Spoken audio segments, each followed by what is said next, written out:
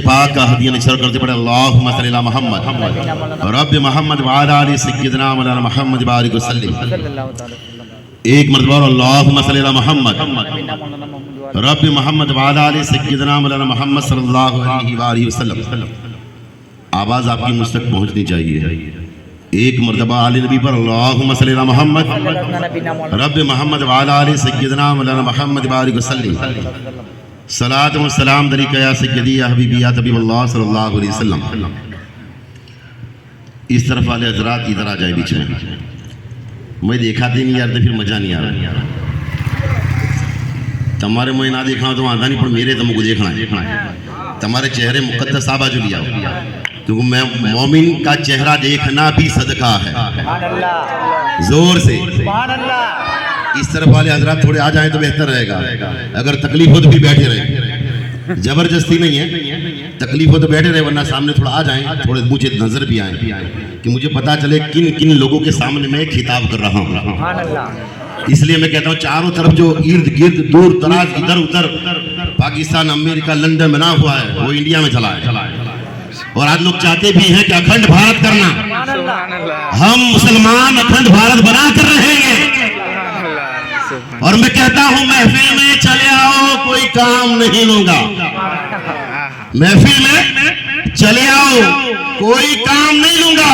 खुद जाम पिलाऊंगा कोई दाम नहीं लूंगा। खुद जाम पिलाऊंगा कोई दाम नहीं लूंगा। और मेरे आका की महफिल से कतराते हैं कुछ लोग। मेरे आका की महफिल से कतराते हैं कुछ लोग। आप खुद ही समझ जाएं मैं नाम नहीं लूंगा। मैं खुद ही आप खुद ही समझ जाएं मैं नाम नहीं लूंगा।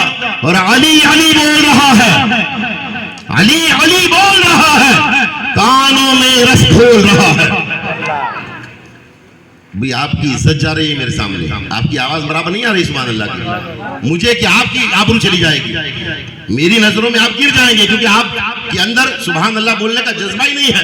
सुभान अल्लाह अली अली बोल रहा है, कानों में रस खोल रहा है। एक अली के नाम का नारा सबके सजरे खोल रहा है। एक अली के नाम का नारा सबके सजरे खोल रहा है। अल्लाह ताला अपने पाक कलाम इलाही इरशाद फरमाता है कि आप अपने आप को और अपने घर वालों को जहन्नम के शोलाबार अंगारों से बचाओ। कहो जोर से सुभान अल्लाह। अल्लाह ताला कुरान करीम में फरमाता है पहले आप अपने आप को फिर अपने घर वालों को जहन्नम के शोलाबार अंगारों से बचाओ। और मैं यहां पर इस चौक में पहली मर्तबा बैठा हूं तो आप हजरात की पहले मोहब्बत की नजर होनी चाहिए। अरे बातें करने वाले तो आपकी भी बातें करते हैं, मेरी भी बातें करते हैं। और अगर हम शर्माएंगे और कहेंगे भाई फला क्या कहेगा, फला क्या कहेगा, तो आखिर में फला यही कहता है जो कल रात में कहा इन्ना लिल्लाहि व इन्ना इलैहि राजिऊन। क्या कहता है कहने वाला आखिर में? यहां पर भी मैयत हुई, विष्णुली में भी मैयत हुई और जुम्मा का दिन है ना। मैंने सुना कैंसर का पेशेंट था और आता क्या है जो अटक से मर जाए, अचानक मर जाए, दीवार गिर के मर जाए, अल्लाह ताला उसे शहादत का मकाम अता फरमाता है। और हदीस मुस्तफा है कि जो जुम्मा के दिन इंतकाल करता है अल्लाह ताला उसे हिसाब नहीं लेगा। हदीस है। और पहला चांद है, मदारे पाक का महीना शुरू हो चुका है। सरकार सैयदी मदारे पाक का देखो, उधर वो खड़े रहने वाले खड़े हैं, इधर बैठने वाले बैठे हैं, दूर बैठने वाले भी बैठे हैं, है ना। ये माहौल है हमारा। जब आप अपने इमाम की नहीं मानते, आप अपने आलिमों की नहीं मानते, तो भला कोई खानदान दूसरे खानदान वाले की मानेगा? भला कोई गांव वाला दूसरे गांव वाले की मानेगा? यही एकता तो हमारी टूट रही है। वरना हाल ये था कि उमर इब्ने खत्ताब को पता चला कि मिस्र में एक मुसलमान को कैद किया गया है और तशद्दुद किया जा रहा है और दूसरे दिन उसे कत्ल कर दिया जाएगा। उमर इब्ने खत्ताब ने फौज तैयार की, जोर से अपनी गैरत को ललकारो। कहां सो चुके हैं तुम्हारे मोदी जो जंग के लिए निकल पड़े थे? 313 थे और सामने 1000 का लश्कर, लेकिन 313 गालिब आ गए। 313 1000 के लश्कर सर्रार पर गालिब आ गए। उमर फौज लेकर चले। नतीजा बता रहा हूं अब मैं, किससे लंबे नहीं करने हैं। मैं तो आपकी रूहों को झंझोड़ने आया हूं। हमारा काम यही है कि आपको हिदायत का रास्ता दिखाएं। ऐसा नहीं कि फिर आप कल सुबह में आलिमों को गालियां फाड़े या कुछ बोले या कुछ कहें। आपके जिम्मे क्या है कि आलिमों का एहतराम। हमारे जिम्मे है कि हम आपको चाहे बुरा लगे या अच्छा लगे, हम आपके ईमान को झंझोड़ें और आपका ईमान ताजा करके जाएं। ये हमें सौंपा गया है।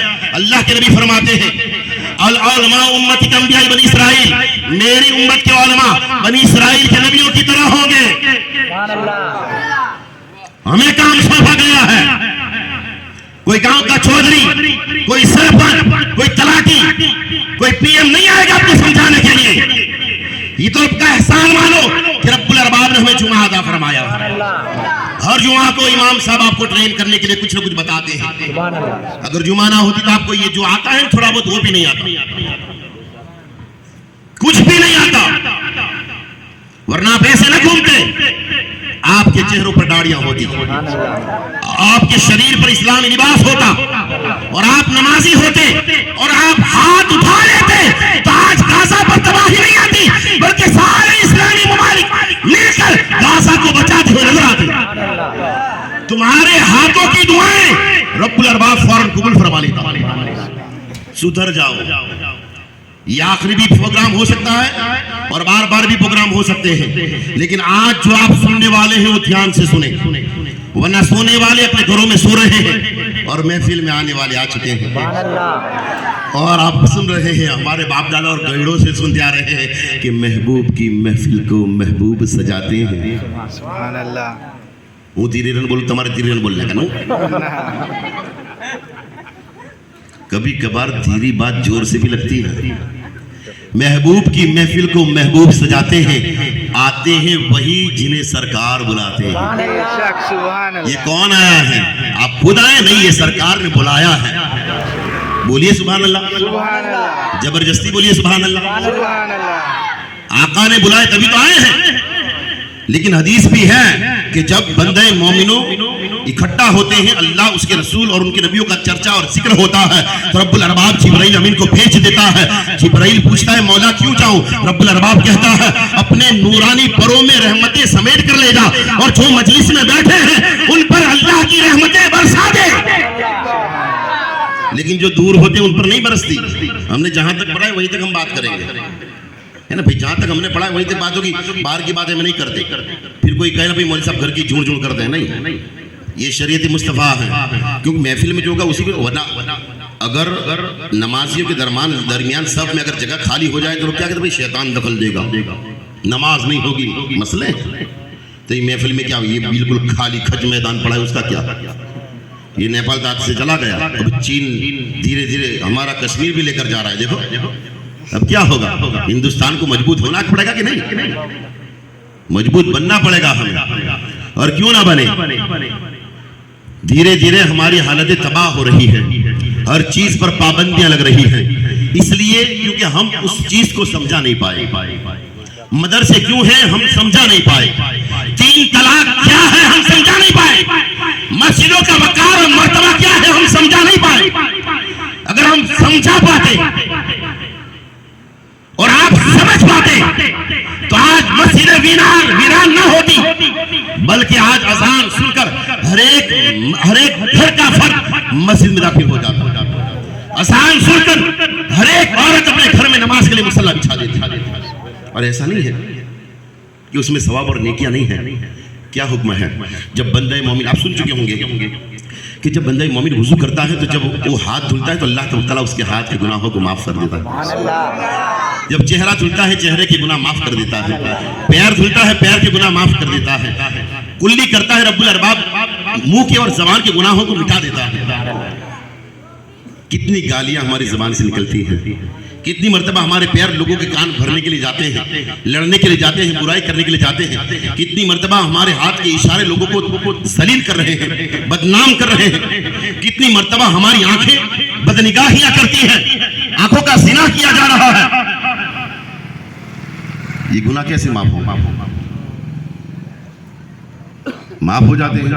हदीस मुस्तफा अब क्या, ये तो वजू है जो नमाज का नाइब है। जोर से नाइब का ये मकाम है। अब हाल क्या है? रसूल मुआज़्ज़म फरमाते हैं जो बंदा मोमिन मस्जिद में दाहिना कदम रखता है और कहता है अल्लाहुम्मा फ़्तह ली अबवाब रहमतिक, ऐ मौला सारी कायनात छोड़ दी, तेरे दरबार में आ चुका हूँ। जोर से तो रब कहता है ए फरिश्ता जा, इसके नामे अमाल से तमाम गुनाह सगीरा को मिटा दिया जाए। बस दाहिना कदम रखा है। फरिश्ते कहते मौला न अभी इसने तकबीर कही है, न कयाम, न रुकू, न सजदा, कोई इबादत नहीं, कोई रियाजत नहीं, कोई तस्बीह नहीं, बस कदम रखा है। कोई इबादत नहीं की, बस कदम ही रखा है। रब्बुल अरबाब फरमाता है इसके गुनाहों को क्या देखना, आया किसके घर में है, इसका कदम आज मेरे घर में पड़ गया, इस वजह से मैं इसके गुनाहों पर माफी का कलम फेर दिया। कितना बड़ा सवाब सिर्फ दाखिले पर। तो जब तकबीर बंदा कहेगा तो आलम क्या होगा, रुकू करेगा आलम क्या होगा, सजदा करेगा आलम क्या होगा। हमें सीखना चाहिए, ये समझना चाहिए कि जिंदगी हमें कहां लेकर जा रही है। नमाजों से दूर, इबादतों से दूर, है ना। आज कभी कभार हम भी डरते हैं कि कुछ कह दें तो किसी को बुरा लग जाए, कुछ कह दे तो किसी को बुरा लग जाए। जल्दी इमाम बोल नहीं पाते, आप सुनने की ताकत नहीं रखते। जैसा कि अगर आज चोर को चोर कहा जाए तो उसे बुरा लगता है ना। आज क्या कहते हैं आलिमों का काम यही है कि माइक मिल जाए तो बस चिल्लाते रहे। ऐसा नहीं, आप उससे सीख हासिल करें। हमारे नबी ने क्या फरमाया, क्या है हदीस मुस्तफा कॉलेज जरीन में क्या आया है कि आलिम के चेहरे को देखना अल्लाह के नबी के चेहरे को देखने जितना सवाब अता फरमाया। आलिम के हाथ को चूमना अल्लाह के नबी के हाथ को चूमने जितना सवाब अता फरमाता है। ये सवाब, ये नेकियां हैं, ये बरकतें हैं, ये रहमतें हैं। और हम उनकी बुराइयां करें, उनकी बातें करें, चौराहों पर इधर उधर कुछ कह दे तो किसी चीज का बुरा लगे। कितनी बातें की जाती हैं, कितनी सारी कही जाती हैं। तकरीर का प्रोग्राम हो रहा था, सब लोग बैठे थे, धीरे धीरे कंटाल कर सब लोग चले गए। बस एक बुढ़िया बैठी थी और माइक वाला बैठा था। आप ही लोगों ने बातें की, सब लोग घर पर चले गए। वो बुढ़िया सामने बैठे बैठे रोती रही, बहुत रोई। मौलाना साहब को ऐसा लगा कि इसी पर तकरीर का असर हुआ है, तो मौलाना साहब ने और ज्यादा चालू किया। 12-1 बज गया। फिर परेशान होकर फिर आलिम दीन ने ही मौलाना साहब ने तकरीर खत्म कर दी। फिर खत्म करके कहते हैं माइक वाले और बूढ़ी अम्मा को ही तकरीर अच्छी लगी है, लेकिन आपकी मोहब्बत में बोलता रहा। वो बुढ़िया रोती रही। कहा तकरीर में आपको क्या ऐसी चीज अच्छी लगी जो आप आखिर तक बैठी रही? तो बूढ़ी बेचारी कहती हैं कि अच्छा तो कुछ नहीं लगा, बस ये आपका चेहरा लगा और आपकी दाढ़ी लगी कि मेरे घर में बकरा था, वो भी सकरात का आखिरी रात थी तो चीख रहा था, चिल्ला रहा था। वो जितनी मर्तबा चिल्लाता उसकी दाढ़ी हिलती रहती थी। आज आपको देखकर मुझे वो मेरा बकरा याद आया। सुबह होते होते वो मर गया, सुबह होते होते वो मर गया। तो मैं आपके चेहरे को देखकर मेरा बकरा बार बार याद करती थी। मैंने 3-4 साल से उसे मोहब्बत के साथ पाला था। ये बातें कितनी मर्तबा कहा जाता है कि भाई आज तो इमाम साहब ने सुते सुते जान ली, क्या कुछ बुराई करते हैं, क्या कुछ कहा जाता है। लेकिन ये हकीकत नहीं है, ये बस कहावतें हैं जो आलिमों की शान घटाने के लिए कही जाती है। लेकिन आलिमों का वकार तो यह है कि अगर आप अपने गांव से निकलकर आलिम दीन की बारगाह में हाजिर हो जाएं और कहें कि इमाम साहब आप 5 वक्त के नमाजी हैं और अल्लाह रब्बुल अरबाब ने आपको हम पर इमाम बनाया है, आपको हमारा रहबर बनाया है, बस आप बारगाह खुदावंदी में दुआ कर दें। घर में मेरे बीमार शख्स है, आप दुआ करें। मेरा विजदान ये कहता है हाँ, कान खोल के सुने। अगर इमाम हाथ उठा देता है तो रब्बुल अरबाब तुम्हारे घर के बीमार को शिफाए कामिला अता फरमा देता है। ये मकाम है तुम्हारी मस्जिद के इमाम का। अगर कोई विदेश नहीं जा पा रहा, दुआ करा ले, काम हो जाएगा। रिस्क नहीं मिलता, दुआ करा ले, काम हो जाएगा। क्योंकि नबियों की तरह कहा गया है। सुभान अल्लाह, और जोर से, सुभान अल्लाह। नबियों की तरह। और हम समझाते हैं वैसे भी हमारा काम ही यही है।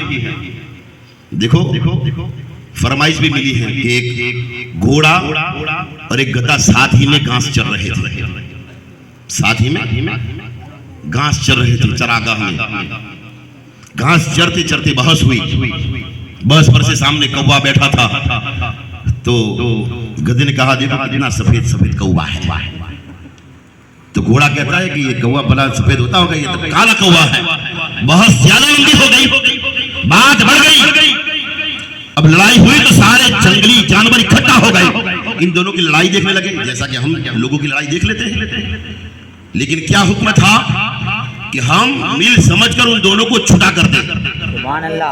आज हम देखने के लिए तैयार हैं कि कौन किसको मारेगा, कौन किसको सलील करेगा। ये काम हमारा था। हमें तो कहा गया चुगली करने वाला, सुभान अल्लाह, गीबत करने वाला और गीबत सुनने वाला दोनों गुनहगार, दोनों गुनहगार। ब्याज खाने वाला, ब्याज लेने वाला दोनों गुनहगार। शराब बेचने वाला, शराब पीने वाला दोनों गुनहगार। तो लड़ाई करने वाला और लड़ाई देखने वाला दोनों गुनहगार। समझ पड़ती है? ऊपर ऊपर से जाती है तो कहियो कि बंद कर देंगे, हमारे तक आए हम तो जान सो जाएंगे। हम तो बस आपको समझने भाई शरीयत क्या है, क्योंकि मरने के बाद जब आंखें खुलेगी तब आपको पता चलेगा कि जो कान के पास कंधों पर दो फरिश्ते लिखते थे ना, वो किसी और का नहीं तेरा लिखते थे। तुझे ये लगता है कि उसकी मैं बुराई कर दूं, फरिश्ते मेरा थोड़ी लिखेंगे, उसका लिखेंगे। नहीं नहीं, तू गलत फहमी में पड़ चुका है, तू बेवकूफ बन चुका है, तू गुमराह हो चुका है, शैतान ने तुझे शिकंजे में लिया है। नहीं नहीं, ऐसा नहीं होगा। अगर तू चुगली खाएगा तो तेरे कंधों वाले फरिश्ते तेरा ही गुनाह लिखेंगे। तू ये समझता है कि मेरा कोई सुनता नहीं है, अरे तेरे कान और जुबान के पास ही रब्बुल अरबाब ने फरिश्ते रख दिए हैं। हर एक बात तेरी नोट की जा रही है, हर एक बात। जब तू खुद भूल जाएगा, है ना, कहते भाई तो अब याद नहीं रहता, बहुत उम्र हो चुकी है या फिर याददाश्त कमजोर हो चुकी है, तू याद नहीं रख सकता। लेकिन जब तू मरेगा तुझे याद आएगा कि आज से 60-100 साल पहले या 3000 या 50,000 करोड़ों साल पहले मैंने दुनिया में जब जिंदा था तो इसकी गिबत वहां पर जाकर खाई थी, वो तुझे याद होगा। आज तो सोचता भाई उसको कह दिया और दोनों को लड़ा दिया, अच्छा कोई को खबर ना पड़ी, लेकिन मेरी तो बदनामी हो जाती। लेकिन नहीं, ये तो बस 5-6 हजार या 1 लाख रावली में होंगे, उससे ज्यादा नहीं होंगे, या 50 लाख की पब्लिक होगी। लेकिन कयामत का दिन 50,000 साल का एक दिन। ना जी है, चालू रखो, फिर गला बैठेगा। हमारा प्रोग्राम चालू, अल्लाह के फजल से। हमारा काम यह है कि लोगों को हर जगह पर जाकर जागरूक करना है ना। चुनाव आती तो क्या होता है, लोग भूल जाते हैं कि बीजेपी या कांग्रेस ने कौन कौन से एहसान हम पर किए हैं, तो निकल जाते हैं भाई हमने आप पर यह एहसान किया, हमने वो जागरूक करा भाई हमने ये काम किया था, ये काम किया। वो अपने काम गिनवा गिनवा कर तुम्हें झंझोड़ा जाता है। तेरे गांव में सड़क नहीं बनवा दी, तेरे गांव में बस स्टैंड न था बनवाया, बगीचा न था बनवाया, गिनवाती है ना। हमें वोट देना, हम वोट नहीं मांगते, ये हमारा काम ही नहीं। हम ये गिनवाते हैं कि हमारा नबी गारे सोर में रोता रहा, गारे हीरा में रोता रहा, जन्नतुल बकी में रोता रहा। आला हजरत बोल पड़े वल्लाह क्या जहन्नम अब भी नसर होगा, रो रो के मुस्तफा ने दरिया। सुभान अल्लाह।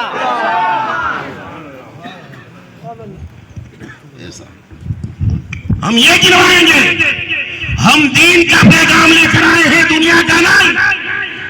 नारे तकबीर, नारे रिसालत।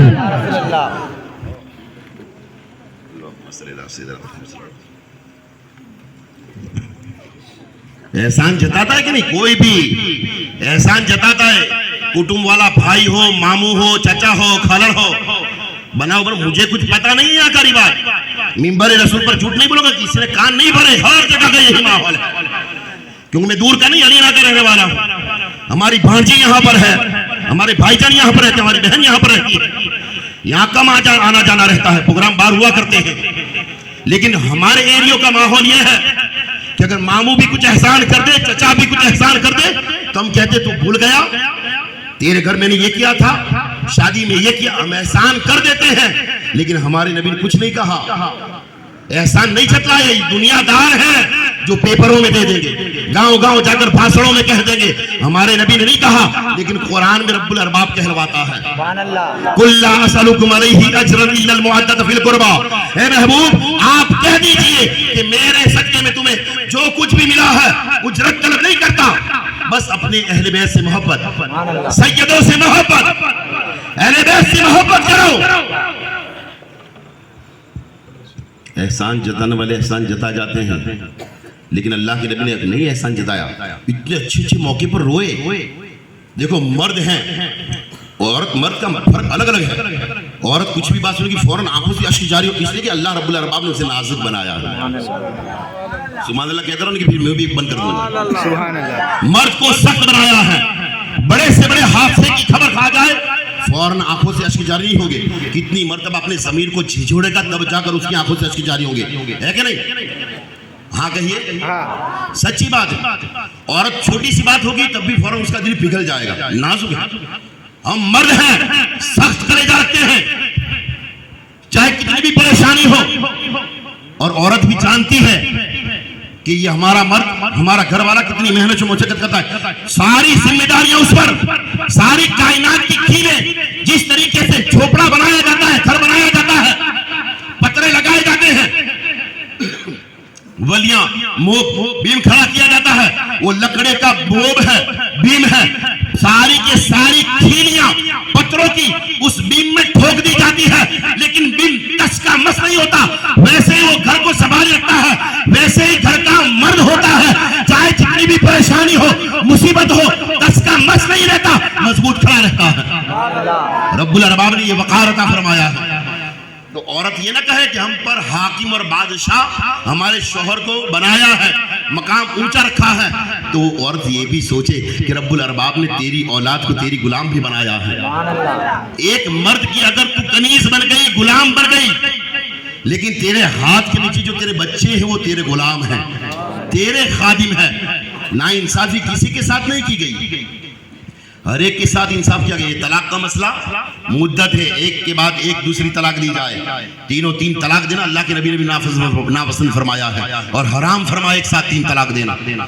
लेकिन कौन बताए दुनिया वालों को? आपको भी सीखना था ताकि आप भी कहीं पर खड़े हो जाते। तब बता, जब भी हमारा प्रोटेक्शन होता है, रैली निकलती है, जुलूस निकलता है, तो लोग पूछते हैं बताओ आप क्यों निकले हैं? माइक खड़ा दिया जाता है, वो बेचारा जानता ही नहीं हम क्यों निकले हैं। उसे पता नहीं, जो नेता जो लेकर निकले थे वो पीछे पीछे आ रहे हैं, और लोगों से आप देखते हैं समाचार क्या होता है, जानता ही नहीं बेचारा, बस निकल गया है। तो जानना जरूरी है कि हम ये प्रोटेक्ट क्यों करते हैं, रैलियां क्यों निकालते हैं, तब जाकर लोग जानेंगे क्या हाल है।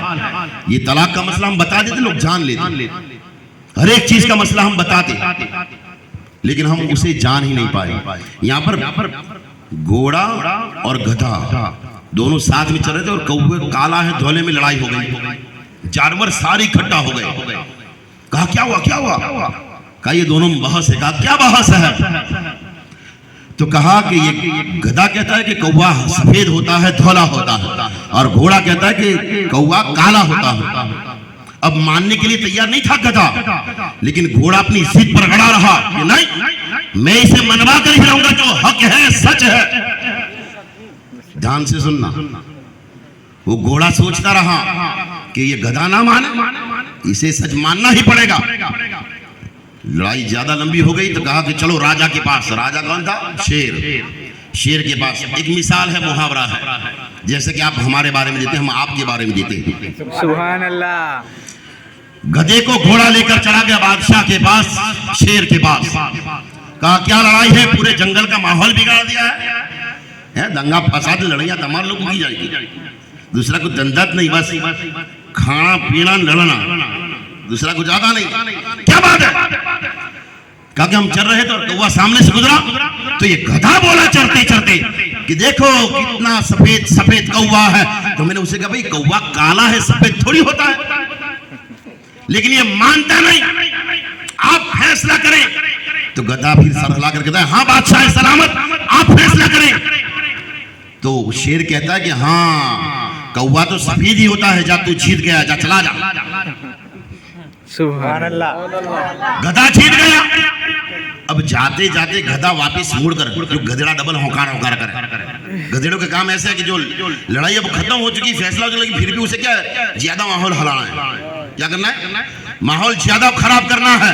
वापिस पलट कर आया, कहा कि बादशाह सलामत, शेर साहब फैसला तो मैं जीत गया, लेकिन मैं अच्छा खासा जंगल में घास हरी हरी चर रहा था और ये घोड़ा मेरी बात न माना और घास चरने की छोड़कर ठीक तुम्हारे पास आ गया हूं, तो कुछ तो बदला मिले। ये फिर से दूसरी मर्तबा मुझे परेशान न करे। कहा क्या करना है, कहा इस घोड़े को सजा दो, घोड़े को सजा दो। केस जीत गया तो सजा देनी थी। तो फिर शेर कहता है कोई बात नहीं, इसे 100 घोड़े लगाए जाए। घोड़े को खड़े खड़े 100 घोड़े पड़े, लाल लाल कर दिया घोड़े। गधा खुश होकर चला गया, इधर से घोड़ा चलने मारा। तब घोड़े ने भी विचारा कि भाई मैं भी कुछ पूछूं, अब मार तो खा ली थी। वापिस पलटा, पलट कर कहने लगा कि बादशाह सलामत, आप जानते हैं कि कौवा काला होता है, पब्लिक जानती है, ये सारे जानवर जानते हैं कि कौवा काला होता है, फिर भी आपने गधे के हक में फैसला सुनाया और मुझे 100 घोड़े पड़े। बात क्या है, वजह क्या है? शेर कहता है वो तो गधा था गधा, तू तो घोड़ा था, तुझे तो समझना चाहिए था ये गधा है, वो अपने ही काम करने वाला। तो बात को समझे, अगर कोई गतिविधियां कर तो उसको करने देने की, लेकिन गांव का माहौल खराब नहीं करने का, जोर से नहीं करने का। हर गांव में छोटे छोटे गांव है, खोपले जीते, हर गांव में 2-2 4-4 टुकड़े पड़े, फिर तुम कहां जाओ? कुटुंब में कुछ होता है तो आप इकट्ठा करने के लिए भाई बड़े बड़े इकट्ठा होकर उसे इकट्ठा करते हैं। क्यों? संप रहे, संप, एकता, ताकत है, एकता में ताकत है। आज हर एक हमें दर्श दे रहा है, हर एक हमें समझा रहा है, लेकिन हमने क्या किया? हर वक्त टूटते रहे, हर वक्त बिखरते रहे, हम गीबतों में, चाड़ियों में उलझते रहे। देखो सरकार गौसे आज़म अब्दुल कादिर जिलानी का महीना जा चुका है ना? ये महफिल उन्हीं के नाम से सजी है और सरकार बदरुद्दीन जिंदा शामदार का महीना है, बड़ा बाबरकत महीना है। इस माह में अपने गुनाहों से तौबा करें, इस्तिग़फ़ार करें, आपस में मोहब्बत पैदा करें, आपस में मोहब्बत पैदा करें और अपने आप को ऐसा बना ले कि आप जब भी किसी से मिले तो सलाम करें। सुभान अल्लाह। वो सामने वाला जवाब दे तो अल्लाह के नबी फरमाते हैं ये सलाम एक ऐसा राबता है जो आपस में तुम्हारी मोहब्बत को बढ़ाता है, मोहब्बत को बढ़ाता है। और क्या एहसान मिनल एहसान, एहसान का बदला तो एहसान होता है। अगर किसी ने सलाम किया कि अल्लाह तुझे सलामत रखे, तो जवाब क्या है? वालेकुम सलाम, अल्लाह तुम्हें भी सलामत रखे। ये अच्छा निज़ाम हमें दिया है रब्बुल अरबाब ने, है इतना अच्छा निज़ाम, हम क्यों छोड़ दें इस निज़ाम को? इसको क्यों हम तर्क कर दें? ये निज़ाम हमें कायम रखना है, ये सुन्नतें हमें अपनानी है। और आकाए दो जहां सल्लल्लाहु अलैहि वसल्लम फरमाते हैं जो मेरी एक सुन्नत को जिंदा करता है रब्बुल अरबाब उसे 100 शहीदों का सवाब अता फरमाता है। कितना बड़ा सवाब मिलता है, कितनी बड़ी नेकी का काम है। लेकिन हम क्या करते हैं? वही मक्के वाली बात, वो मक्का में एक आदमी नमाज पढ़ रहा था, दाढ़ी का एक बाल था, आपने सुना है ना? अल्लाह के नबी ने मुस्कुराया, उसको लगा कि अल्लाह के रसूल मेरा मजाक उड़ा रहे, तो अल्लाह के नबी यहां पर नमाज पढ़ने लगे, उसने एक बाल तोड़कर फेंक दिया। भाई कोई मजाक उड़ाए तो आप नमाजें क्यों बंद कर दें? इस जगह पर यह बात मुझे नहीं भूलनी है। कितने लोग कहते हैं भाई नमाज पढ़ने से क्या मिलता है, नमाज पढ़ने से क्या मिलता है? तू जानता है तेरी नमाज कबूल होगी कि नहीं? तुझे क्या पता? आज कहते हैं ना, हर कोई कहता है कि नमाज का कोई नक्की नहीं, लेकिन दुरूद पाक कबूल होता है। भाई दुरूद पाक भी कबूल होता है, लेकिन नमाजें भी होती है। याद रखो, जान लो, जब अजान होती है और बंदे मोमिन के दिल में होता है कि चलो अल्लाह की बारगाह में झुक जाए, घर से कदम बढ़ाता है, बस कदम रखता है, रब्बुल अरबाब उसकी नमाज़ें कबूल फरमा लेता है। ये इस बात की जामिन है कि तू नमाज के लिए चला आया, इसका मतलब यह है कि रब्बुल अरबाब ने तुझे अपनी बारगाह में बुला लिया है, मतलब तेरी नमाज कबूल हो चुकी है। अब शक ना करें, शक में न पड़ जाएं। ये रब का करम है, एहसान है। ये रब ने हम पर एहसान किया कि हमारी नीयतों पर रब्बुल अरबाब ने हमें नेकी अता फरमाई। अल अमालु बिन्नियात, अमल का मदार तो नेकी पर। कुल्ला असलुकुम अलैहि अजरन इल्लल मुअद्दत फिल कुर्बा, सैयदों का एहतराम करने को दिया। मैंने आयत पढ़ी है कि आप अपने आप को फिर अपने घर वालों को जहन्नम के शोलाबार अंगारों से बचाओ। बहुत सारे किस्से और वाकयात हैं जिनके बारे में मैं आपको बताना चाहता हूं, जो शॉर्टकट में इंशाल्लाह जल्द से जल्द खत्म कर दूंगा मैं, आपको ज्यादा तकलीफ भी नहीं होगी। लेकिन बहुत सारी चीजें जो आपको बतानी है मैं धीरे धीरे करके स्टेप बाय स्टेप आपके सामने रख रहा हूं।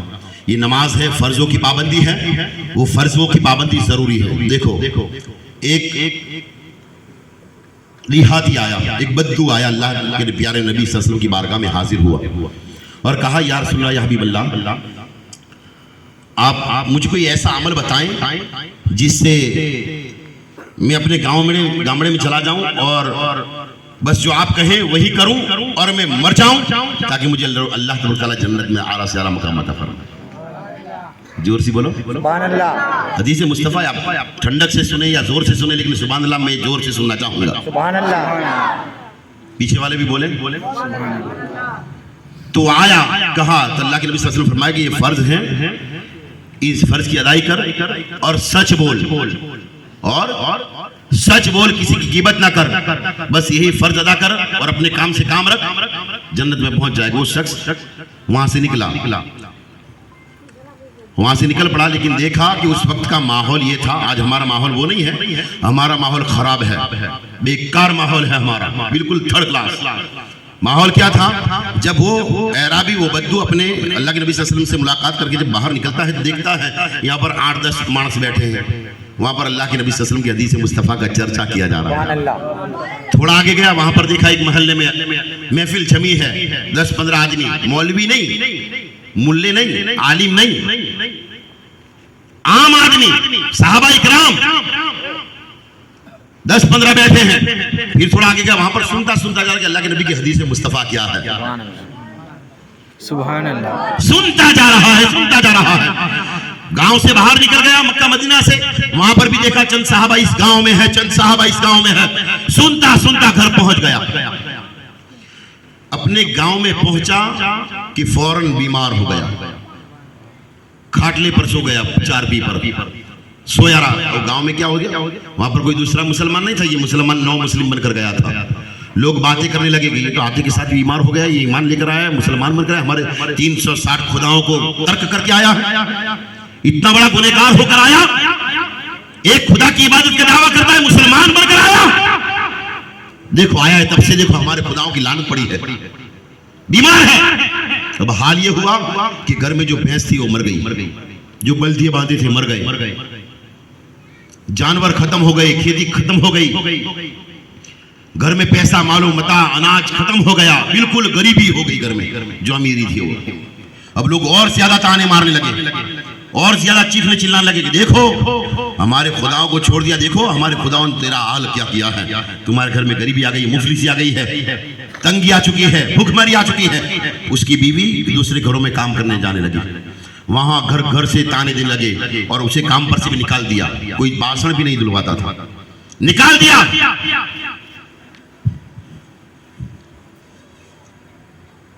कुछ भी घर में नहीं बचा। अब तंग आकर उसने क्या किया, गाड़ा तैयार किया, सवारी तैयार की और उस बीमार शौहर को उस गाड़े में बिठाया और लेकर गुंबदे खजरा की जानिब चलने लगी, मदीना की जानिब चलने लगी। पहुंची बारगाह रिसालत में, शौहर को हाजिर किया, कहा क्या बात है, कहा जब से ये कलमा पढ़कर आए हैं बीमार हैं। अल्लाह के नबी सल्लल्लाहु अलैहि वसल्लम पूछते हैं क्या बात है, जब से गए हो तब से बीमार हो, क्या वजह है। कहा या रसूल अल्लाह, या हबीब अल्लाह, जब मैं आपकी बारगाह रहमत से निकलता हूँ तो देखता हूँ चंद सहाबी इस तरफ खड़े हैं और सुन्नते मुस्तफ़ा की बातें कर रहे हैं। आगे थोड़ा जाता हूँ, नमाज के फर्ज पर चर्चे हो रहे हैं। आगे थोड़ा गया, नमाज की सुन्नतों पर चर्चे हो रहे हैं। थोड़ा आगे गया, शादी की सुन्नतों पर चर्चे हो रहे हैं। थोड़ा आगे गया, जन्नत पर तबस्सरे हो रहे हैं, चर्चे हो रहे हैं। जन्नत की बातें की जा रही है, जन्नत की बहारों की बातें की जा रही है, जन्नत की नेमतों की बातें की जा रही है।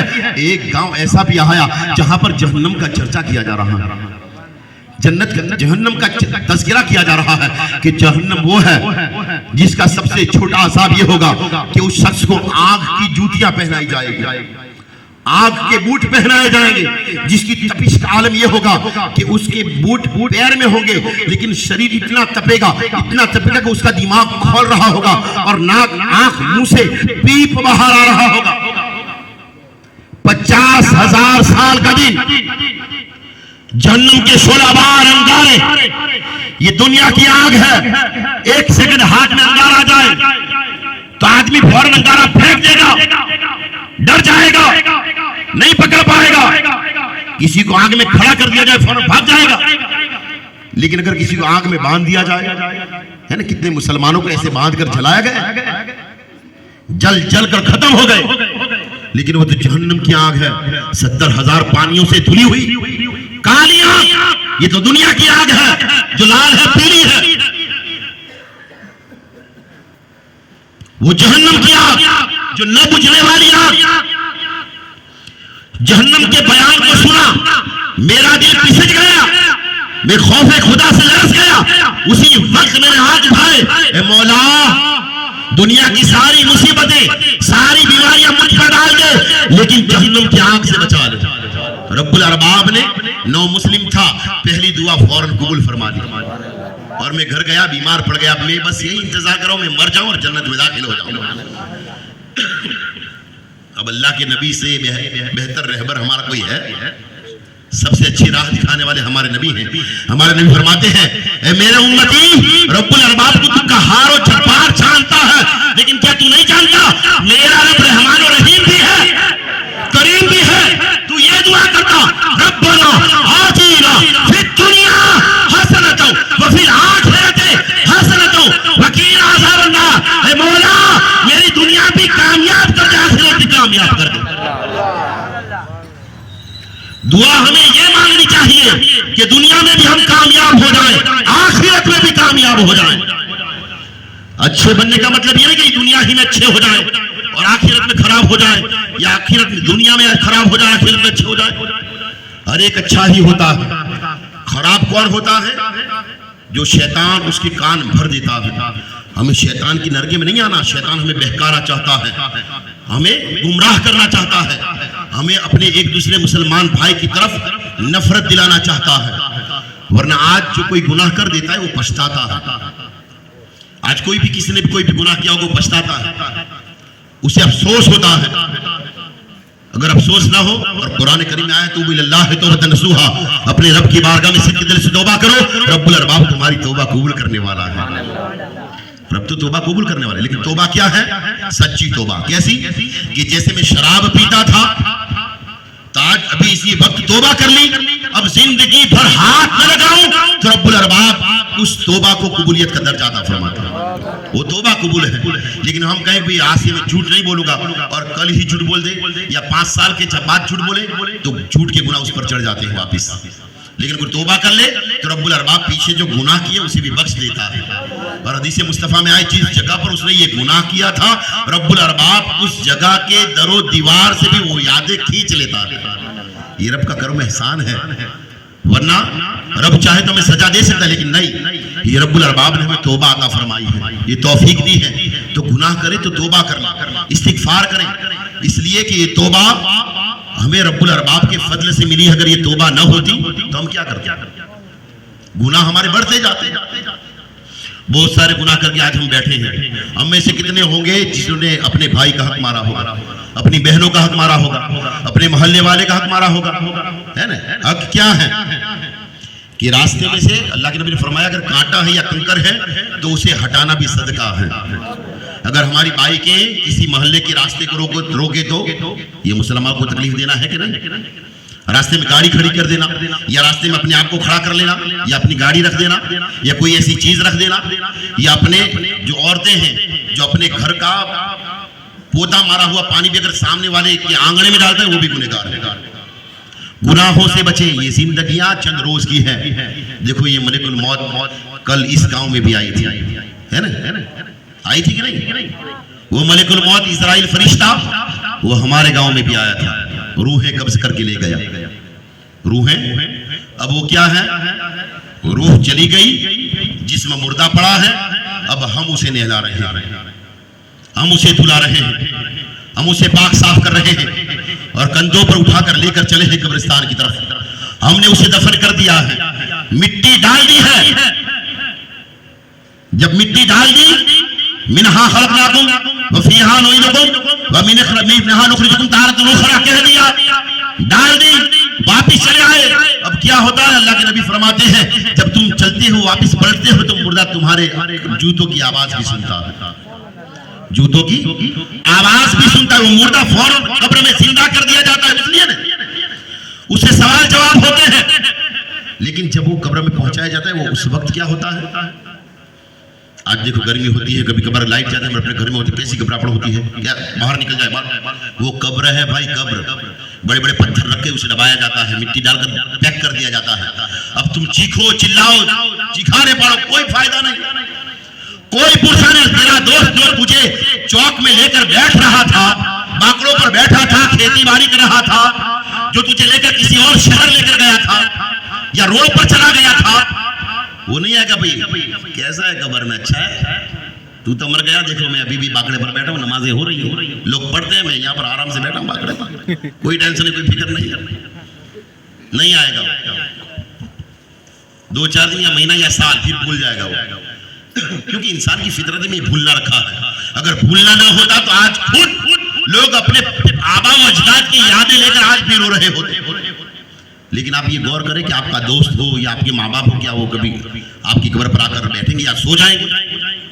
कोई नहीं होगा। उसलिए कहा गया कि हश्र के मैदान में तुम्हारे माँ बाप भी तुम्हें एक नेकी नहीं देंगे, तुम्हारे दोस्त भी एक नेकी नहीं देंगे। वो 1,24,000 भी आप जाएंगे कहेंगे लाख नहीं, कोई नेकी नहीं, चला जा, निकल जा। हर एक नबी भी आपको धुतकार देगा, कोई आपकी मदद नहीं करेगा, लेकिन वो हमारा नबी होगा।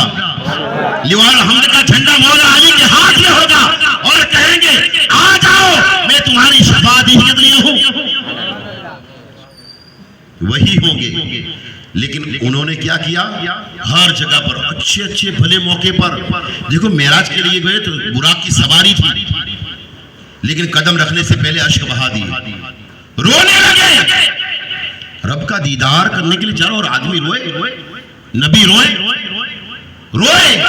अल्लाह ताला इरशाद फरमाया, महबूब क्या बात है? जिब्राइल पूछते हैं तो कहा आज तो मेरे लिए सवारी है, वो पुल सिरात का रास्ता जो 70,000 साल लंबा होगा, जो तलवार से ज्यादा तेज, बाल से ज्यादा बारीक, जिसके नीचे जहन्नम दहक रही होगी, उस पर से गुजरना होगा। आज मेरे लिए सवारी है, कल मेरी उम्मत के लिए क्या होगा, इस गम में रो रहा हूं। तो रब्बुल अरबाब फरमाते हैं जिब्राइल मेरे महबूब को खुश कर दिया जाए, तो जिब्राइल कहते हैं ए महबूब आप न गम करें, आप सवारी पर सवार हो जाए। जब आपकी उम्मत पुल सिरात से गुजर रही होगी, ये जिब्राइल अपने परों को बिछा देगा जोर से। हर जगह पर हमारे नबी ने हमें याद किया है, कोई जगह बाकी नहीं, हर जगह पर रोए। आपने सुना होगा उगारे स्वर में गारी नाम, वो बकरियां खाना पीना छोड़ दिया, नहीं खा पी रही थी। साहबा इकराम ढूंढते गए, आपने सुना होगा, ढूंढते वहां पर पहुंचे तो क्या हुआ? साहबा ने पूछा कि आपने इस शक्ल वाले इंसान को, शख्स को देखा है जो हमारे नबी है? कहा नहीं, उनको तो नहीं देखा, लेकिन इस पहाड़ी के ऊपर से किसी के रोने की आवाज आ रही है, जिसके गम में हमारी बकरियों ने खाना पीना छोड़ दिया और एक तरफ बैठी है, चरती नहीं है, बैठे बैठे बस रो रही है, और उनके रोने की वजह से मेरी आंखों में भी अश्क जारी है, मैं भी रो रहा हूं। सहाबा इकराम समझ गए ये वही रोने वाला, यही उम्मिल कबी, यही हमारा नबी, यही रहमतुल लिल आलमीन, यही हमारा नबी है। गए देखा तो क्या है, पहाड़ी पर सजदा रेज है, पेशानी सजदे में है। रब हबली उम्मती, रब हबली उम्मती, रब हबली उम्मती की सदाएं बुलंद है। रब की बारगाह में दुआएं की जा रही है, रब की बारगाह में दुआ गो है, ऐ मौला मेरी गुनहगार उम्मत को बख्श ले। हमारा नबी है, हमारा नबी है। एक मर्तबा भी तुमने सोचा कि हमारे नबी ने क्या कहा है? हमारे नबी क्या फरमाते हैं? कुर्रतु ऐनी फी सलात। जोर से बोलो, बस थोड़ी बार है यार, वैसे भी गर्मी मुझे बहुत पूरा शरीर भीग गया, गर्मी बहुत ज्यादा है ना। क्या कहा? कुर्रतु ऐनी फी सलात। और आला हज़रत ने क्या कहा? वल्लाह किया जहन्नम अब भी न सर्द होगा, रो रो के मुस्तफा ने दरिया बहा दिए हैं। और हमारे नबी क्या फरमाते हैं? कुर्रतु ऐनी फी सलात, कि नमाज मेरी आंखों की ठंडक है। वो आंखें जो गारे सोर में रोई, गारे हिया में रोई, जन्नतुल बकी में रोई, अर्श पर रोई, फर्श पर रोई, हर जगह पर रोती रही, वो आंखें रो रो कर थक चुकी है। वो आंखें तुमसे नमाजों की ठंडक मांग रही है। क्या आप भी नमाज नहीं पढ़ोगे? नमाजों से दूर रहोगे? अरे ये खेतियां, ये नौकरियां, ये काम धंधे, ये शादी, ये ब्याह, ये मौत, ये मैयतें, ये अवसर, ये तो जिंदगी भर चलते रहेंगे। समझ पड़ती है कि नहीं? ये शादियां कल भी हैं। आज बूढ़ा सोचता है, जवान सोचता है कभी मंगनी हो जाए, मंगनी हो गई, खुश हो गया, चलो शादी हो जाए, फिर अल्लाह की इबादत करेंगे। ऐसे न ऐसे काम धंधे हमारे नौजवानी के आलम में। फिर क्या होता है? भाई मैं आईना दिखाने गया हूं, किसी को बुरा लगे तो लगे, ना लगे तो कुछ नहीं। ये आलिम की बातें हैं। एक बात का मतलब यह है कि कॉलेज सर्विस सरकार गौसे आज़म फरमाते कि रात भर कोई बंदा है मौमिन मस्जिद में नफल पढ़ता रहे, उतना ही सवाब एक मसला जानने वाले को अता किया जाता है। जोर से बोलो। काम की बात बताऊं, तुम्हारे काम धंधे की बात बताऊं। शादी का इरादा किया, शादी के बाद चलो अल्लाह का जिक्र करूंगा, अच्छी बातें करूंगा, नेक बन जाऊंगा, ये जुगार छोड़ दूंगा, ये सट्टा छोड़ दूंगा, ये आंकड़े छोड़ दूंगा, ये गीबत छोड़ दूंगा, ये चाड़ी चुगलियां छोड़ दूंगा, ये रास फाश करना छोड़ दूंगा, ये लोगों को आपस में लड़ाना छोड़ दूंगा। होता है, नमाज की पाबंदी करूंगा, ये सब कुछ होता है। फिर शादी हो गई, अब शादी के नशे में वो मगन है। शादी हुई, अब चलो औलाद हो जाए, क्या सोचता है? औलाद पैदा कर लूं। अब औलाद हो गई, अब सोचता है अच्छा बढ़वा लूं, है ना? अच्छा बढ़वा लूं। अब अच्छा बढ़वा लिया तो डॉक्टर बना या इंजीनियर बना या कुछ भी बना, बना तो बना, ठीक ना बना तो गैराज या कोई भी धंधा या खेती बाड़ी या जो आप करते थे वो करने लगेगा। अब क्या? अब एक अच्छे खानदान में इसका रिश्ता करा दूं। उसकी जिंदगी के अरमान खत्म नहीं होते बेचारे के, है ना? उसके अरमान बढ़ते जाते कि अभी लांबा जीऊं, बहुत लंबी जिंदगी गुजारूं।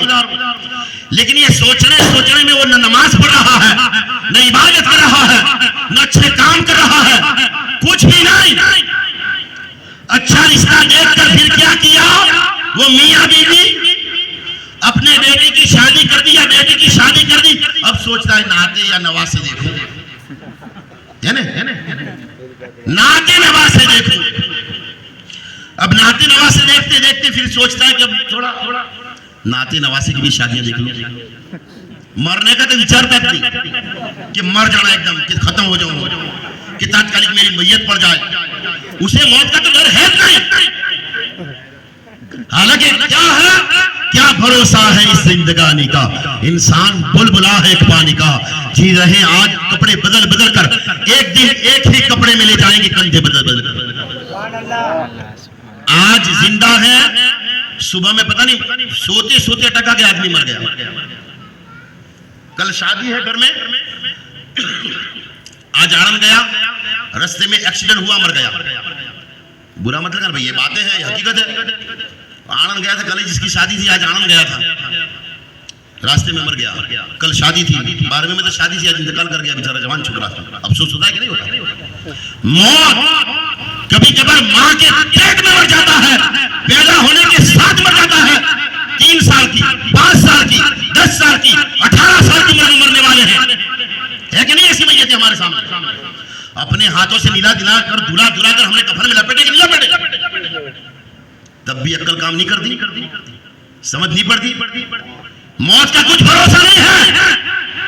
खेती बाड़ी करनी है क्या, लेकिन नमाज पढ़। बच्चों का विचारना है, पहले नमाज पढ़। अच्छी बीवी चाहिए, पहले नमाज पढ़। शादी करनी है, पहले नमाज पढ़। अच्छा कारोबार करना है, पहले नमाज पढ़। तू किसी के घर में क्यों झांकता है? तेरा घर पहले देख कि तेरे घर में कोई नमाजी है कि नहीं, कोई सच्चा है कि नहीं। तूने देखा कि उसके घर में ऐसा हुआ तो तू दूसरे 10 घर में कहना गया, तो तूने ये क्या किया? ये चुगली की, ये चारी की, ये गीबत की। और क्या हुक्म है कि अपने सगे भाई को काट कर उसका गोश्त खाया, इतना बड़ा गुनाह तुझे होता है, फिर भी तेरे अंदर सुधार नहीं है, तो अपने भाई का गोश्त खाने के लिए तैयार है।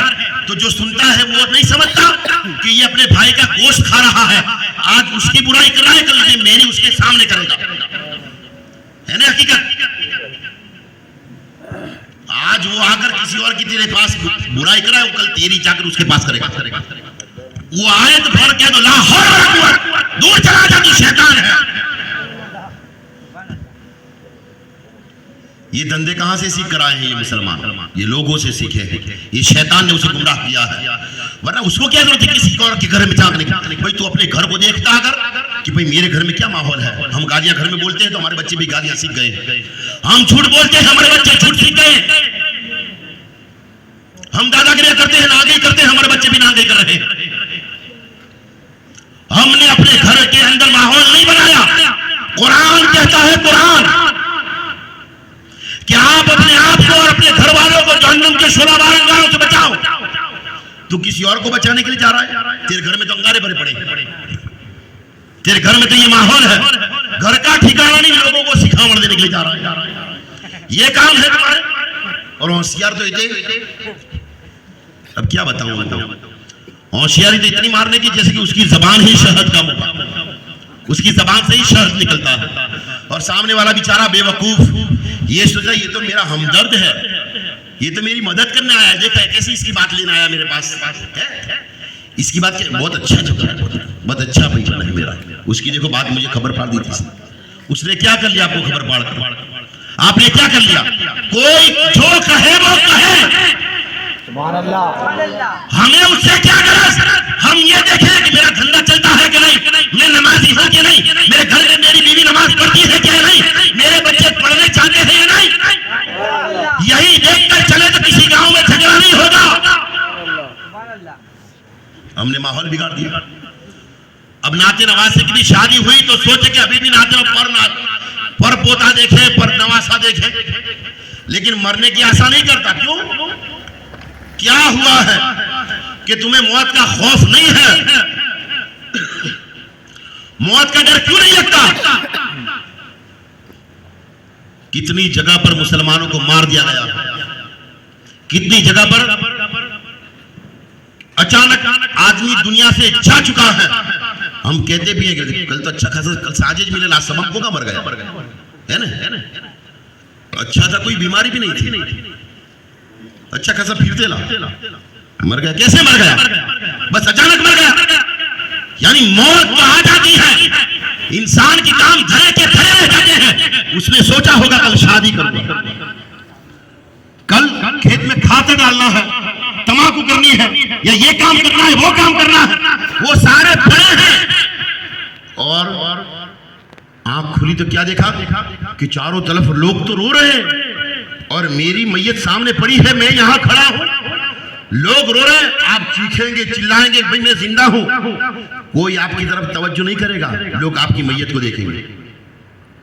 आपकी मैयत को। और कितनी जगह पर ऐसा होता है, आपके गांव में पता नहीं है मुझे, ये मरान तो इसके तो यहाँ पर ऐसा शरीर में ऐसा था। वो नहलाने वाले कभी कभार बातें, ऐब की बातें बाहर पाड़ देते हैं, ऐब बाहर जाहिर कर देते हैं कि इसके तो मरा तो ऐसा था, इसके तो ऐसा था, है ना। मरने के बाद भी वो कीमत करने के लिए तैयार है। आदमी मर चुका है तब भी उसकी कीमत कोई की जा रही है। ये हमने मुआशरा बना दिया, ये हमारे काम है। हमें अपनी जिंदगी में सुधार लाना है, अपने आप को बदलना है, तब्दील करना है। लोग तो आज हमें मारने पर तुले हैं, हम आपस में लड़ेंगे तो फिर बाहर वालों का क्या, जो खुद सामने से आज एक तूफान आ रहा है, आप अंदर अपने आप से मुकाबला करेंगे या बाहर वालों से लड़ेंगे।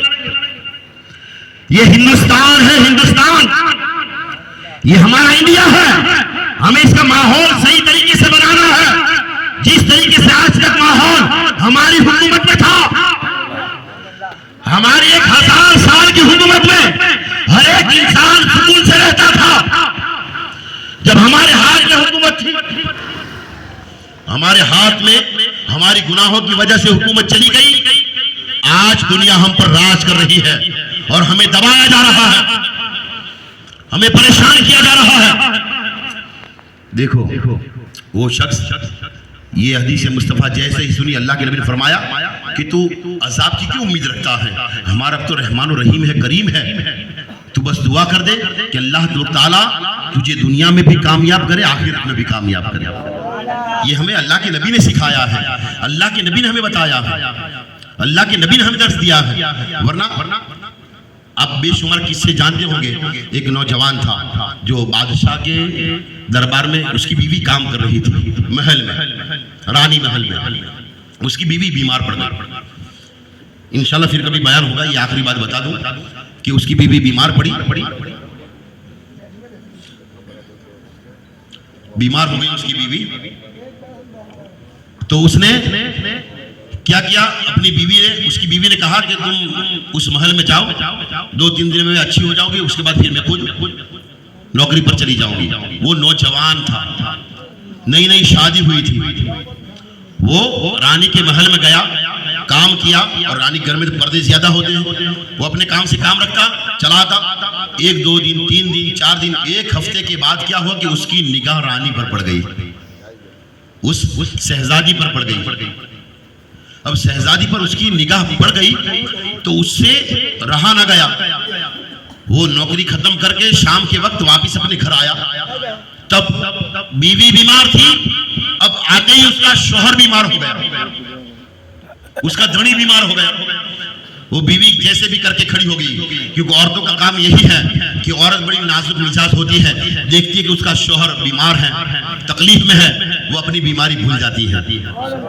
ये रब की बहुत बड़ी नेमत हमें अता फरमाई है ना। बीवी अल्लाह ताला की जानिब से बहुत बड़ी नेमत है, वरना आदम अलैहिस्सलाम को जन्नत में रखा था। दूध की नहरें, शहद की नहरें, जन्नती फल, सारी चीजें मौजूद थी, लेकिन आदम को सुकून न मिला। हालांकि जन्नत में हर चीज का सुकून है, लेकिन ठंडक न पड़ी। कहा है मौला बेसुकूनी है, तो रब्बुल अरबाब ने हजरत आदम अलैहिस्सलाम की बाईं पसली से हजरत माँ हव्वा को पैदा किया। माँ हव्वा को पैदा किया। माँ हव्वा पैदा हुई, पास में बैठी है। भैया अपने बच्चों की माँ पैदा हुई है, सुभान अल्लाह। तो क्या माँ हव्वा को कहां से पैदा किया? बाईं पसली। कौन सी बाईं पसली? जो दिल के करीब हुआ करती है ना, दिल के पास। वो फेंक देने की जगह नहीं, वो दिल के पास रखने की जगह है। बाईं पसली से पास में बैठी है। आदम अलैहिस्सलाम देखा, एकदम भड़क गए, ये क्या है? लेकिन देखा तो बड़ी खूबसूरत, हम सबकी माँ हसीन और जमील हजरत माँ हव्वा। देखकर पास जाने की कोशिश की, रब्बुल अरबाब फरमाता है रुक जाओ आदम। आदम रुक गए। कहे मौला ये जन्नत मुझे दी है और जन्नत की सारी नेमतें भी मेरी हैं। कहे आदम ये औरत है, ये तेरे हक में नहीं आएगी, इसकी महर देनी पड़ेगी, इसकी कीमत देनी पड़ेगी। ये नेमत है, इसका बदल कुछ देना पड़ेगा। रब कहता है ये जिंदगी, ये जिस्म, ये जन्नत, ये सारी चीजें तो तेरी है, मैं क्या दूं? रब्बुल अरबाब फरमाता है, ए आदम मैंने तुझे तैयार किया, तेरा खमीर बनाया, तुझे तेरे जिस्म में रूह फूकी, तुझे जिंदा किया, लेकिन मैंने तुझे ज़बान अता फरमाई है। जोर से बोलो सुभान अल्लाह, और जोर से बोलो सुभान अल्लाह। मैंने तुझे ज़बान अता फरमाई है, इसका हक के महर यह है कि मेरे महबूब पर दुरूद पाक पर और हवा तुम पर हलाल हो जाएगी। भाई हमारे आका पर दुरूद पढ़ने की बात है, कहो जोर से सुभान अल्लाह। लेकिन मुफ्त में नहीं दी गई, महर तय किया गया, महर दिया गया, फिर मां हुआ कबूलियत में आई, फिर मां हुआ। तो ये अल्लाह की बहुत बड़ी नेमत है जो हमें जन्नत में मिली है। जो सबसे पहला निकाह भी जन्नत में हुआ है ना? यही तो है जो सबसे पहले जन्नत में निकाह हुआ। दुनिया की चीज थोड़ी है ये, जन्नत में बड़ी असीम चीज है, बड़ी नेमत। और क्या फरमाया है कि जब बंदा अपनी बीवी को अपने हाथों से एक निवाला खिलाता है तो रब्बुल अरबाब उसे एक हज और एक उम्रा का सवाब अता फरमाता है। जोर से सुभान अल्लाह। हदीस शरीफ है ये, हदीस मुस्तफा में आया है, सुनन अबू दाऊद में है। एक हज एक उम्रा का सवाब। और अल्लाह के नबी खुद कहते हैं, ये आयशा बताओ तुमने गिलास में से किस तरफ मुंह रख के पानी पिया है? जब आयशा ने, हजरत हम सबकी माँ आयशा ने कहा यहाँ से, तो हमारे नबी ने वहीं से पानी नोश फरमाया। अपनी बीवी से मोहब्बत करना देखो ये क्या है, और मकाम क्या है, पैरों में जन्नत रख दी गई। लोग आज मजाक उड़ाते हैं, तकरीरों में भी कितने आलिम आज़म देखे, मौलवी देखे, नहीं, वो माँ के कदमों में जन्नत क्यों है कि उसने बेहिसाब तकलीफें 9 महीने सहन करके अपने पेट में अपनी सारी ख्वाहिशात को तर्क करके तुझे पेट में रख के पाला, और तुझे जन्म देने पर मौत से कहीं ज्यादा पीड़ा सहन की है।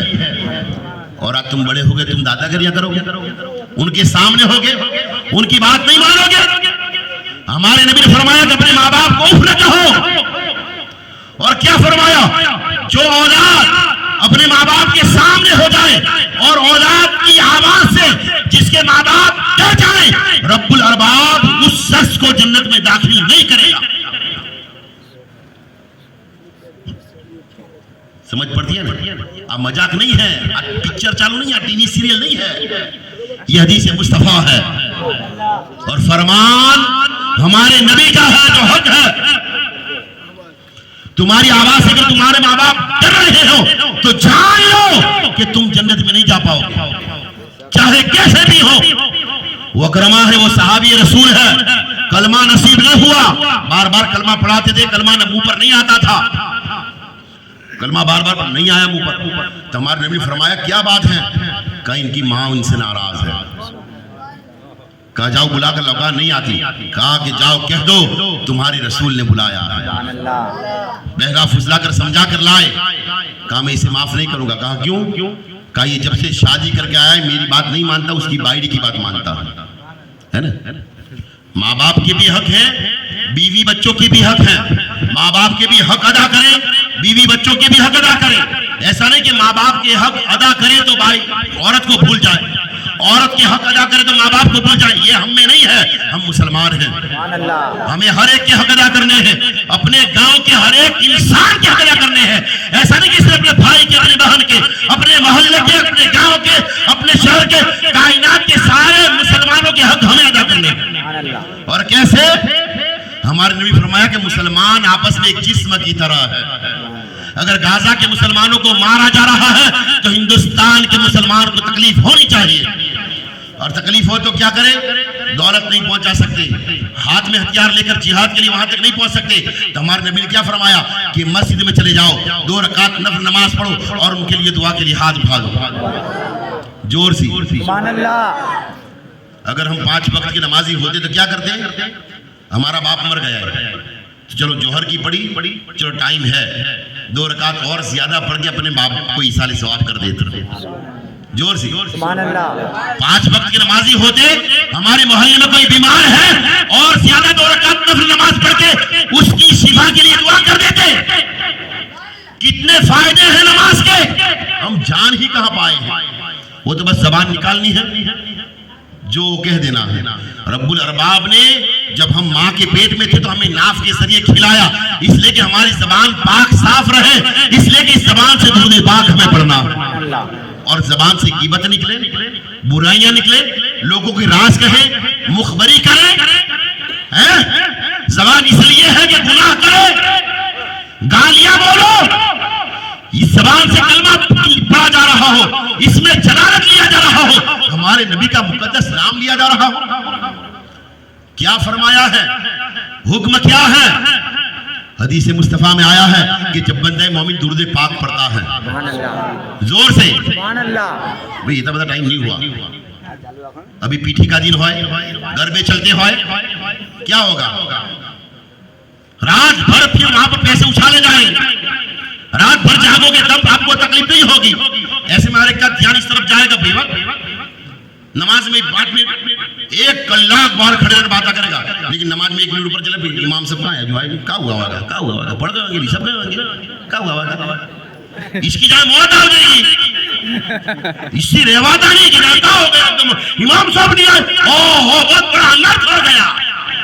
ऐसा बेचारा, उसको टाइम बहुत कीमती लगाना बनता है मस्जिद में, बाहर 1 घंटा बैठकर किसी की बुराई करेगा, लेकिन मस्जिद में तो पाबंद है ना, सुई की नोक पर इमाम साहब है बेचारे, सिराते मुस्तकीम तो नहीं जाएगा, इमाम को तो 1 लाख रुपए पगार दिया है। हमारे काम ऐसे हैं। ये ज़बान जब दुरूद पाक पढ़ते तो हमारे नबी फरमाते हैं कि फरिश्ता आता है। जोर से बोलन भाई, जबरदस्ती बोलवाना का ये तुम्हें ही नहीं क्या मिलती है, लेकिन मैं क्यों बोलवाता हूं कि मैं जरिया बना आपको बोलवाना का, तो आप इतने सारे लोग एक साथ मिलकर बोलते हैं, जैसे कि आप 50 हैं, 500 हैं, मैं तो एक मर्तबा सुभान अल्लाह बोल सकता हूं, लेकिन मैं बोलूंगा कहो सुभान अल्लाह, तो आप 500 लोग हैं तो 500 मर्तबा कहेंगे, तो आपको तो सवाब 500 का मिलेगा, लेकिन आप सबने मिलकर 500 मर्तबा सुभान अल्लाह कहा, वो पूरा 500 का सवाब मुझे भी मिलेगा। जोर से यानी कि एक बड़ी रात की बात, वो बात भूल जाओ तो वादा नहीं, आप बात ना बोलो, मस्त काम की बात याद आई है। अगर हमने एक कुरान करीम रमजान में पढ़ा, हदीस मुस्तफा में सुनन अबू दाऊद में है, तिरमिजी में है कि नेकी में बरकत होती है, अगर नेकी मुंतकिल की जाए तो रब्बुल अरबाब उस नेकी को बढ़ा देता है। तो क्या हुक्म हुआ? हमने एक कुरान रमजान में पढ़ा और सारे मुसलमानों को अगर बख्श दिया तो रब्बुल अरबाब अगर 1 लाख करोड़ मुसलमान दुनिया फानी से जा चुके हैं, उन सबको ये कुरान अता फरमा देगा। पता क्या चला कि 1 लाख 1000 करोड़ कुरान करीम उन तमाम मरहूमों को आदम से लेकर हम तक, कल रात के मरहूम तक पहुंचाएंगे, तो 1 लाख 1000 करोड़ कुरान पढ़ने का सवाब हम मुझ अकेले को भी मिलेगा। कितनी बड़ी बात कीजिए, खबर है तुमको, समझ पड़ी, बहुत बड़ी बात थी यार। सुभान अल्लाह, इतने जोर से सुनाना था कि भाई वरदान भी सुनाए, इतना हक था, लेकिन तुम धीरे से बोल रहे हो। ये बहुत बड़ी बात है, क्योंकि सवाब जैसे कि दिया होता है, एक लौ दूसरी लौ से मिला जाए तो एक दिए से 1000 दिए भी जलाए जाए तो इस दिए से रोशनी कम होगी नहीं होगी, ये सवाब ऐसा है। तो फरिश्ता आता है, हमारे लब से उसके लब मिला देता है, सुभान अल्लाह, सुभान अल्लाह, हमारे होठों से इसके होठ मिला देता है। हालांकि फरिश्ता तो नूरी होता है, हाथ पैर ऐसा मतलब कुछ ना मर्द ना औरत, नूरी मखलूक है, लेकिन हमारे नबी की हदीस है, वो हम अपने लब को हमारे लब से मिलाता है। सुभान अल्लाह, दुरूद पाक जब हम पढ़ते हैं तो ये मकाम है कि ये हमारे गुनहगार होठ है ना, गुनहगार है कि नहीं? हम इस जबान से कितने झूठ हमने बोले होंगे, कितने लोगों को हमने लड़ाया होगा, कितनी वबालें पैदा की होगी, कितने दंगे फसाद कराए होंगे, कितने लोगों को हमने फंसाया होगा, कैसे कैसे गुनाह किए होंगे। लेकिन ये देखो दुरूद पाक की बरकत देखो, वो फरिश्ता हमारे लब से अपने लब मिलाता है और अपने मुंह में भरकर वो दुरूद पाक ले जाता है। कहाँ जाता है? गुंबदे खजरा जाता है, मदीना मुनव्वरा जाता है, हमारे नबी की बारगाह में वो दुरूद पाक पेश करता है। हमारे नबी जानते हैं कि किसने भेजा है, लेकिन फरिश्ता कहता है रावली की सरजमीन पर फला बिन फला ने, वो आपका नाम लेता है, आपके बाप का नाम लेता है, आपके दादा का नाम लेता है और कहता है या रसूल अल्लाह, या हबीब अल्लाह, रावली की सरजमीन पर फला बिन फला ने आप पर दुरूद पाक भेजा है। कितनी बड़ी नेमत है, कितनी बड़ी अल्लाह की रहमत है। देखो कितना बड़ा हमें शर्फ, और इस जबान से, इस लब से ये हमें शोभा नहीं देता मुसलमानों। आप सोचते हो ये मौलाना को लड़ाने के लिए बुलाया? नहीं, हम लड़ाने के लिए नहीं आए हैं।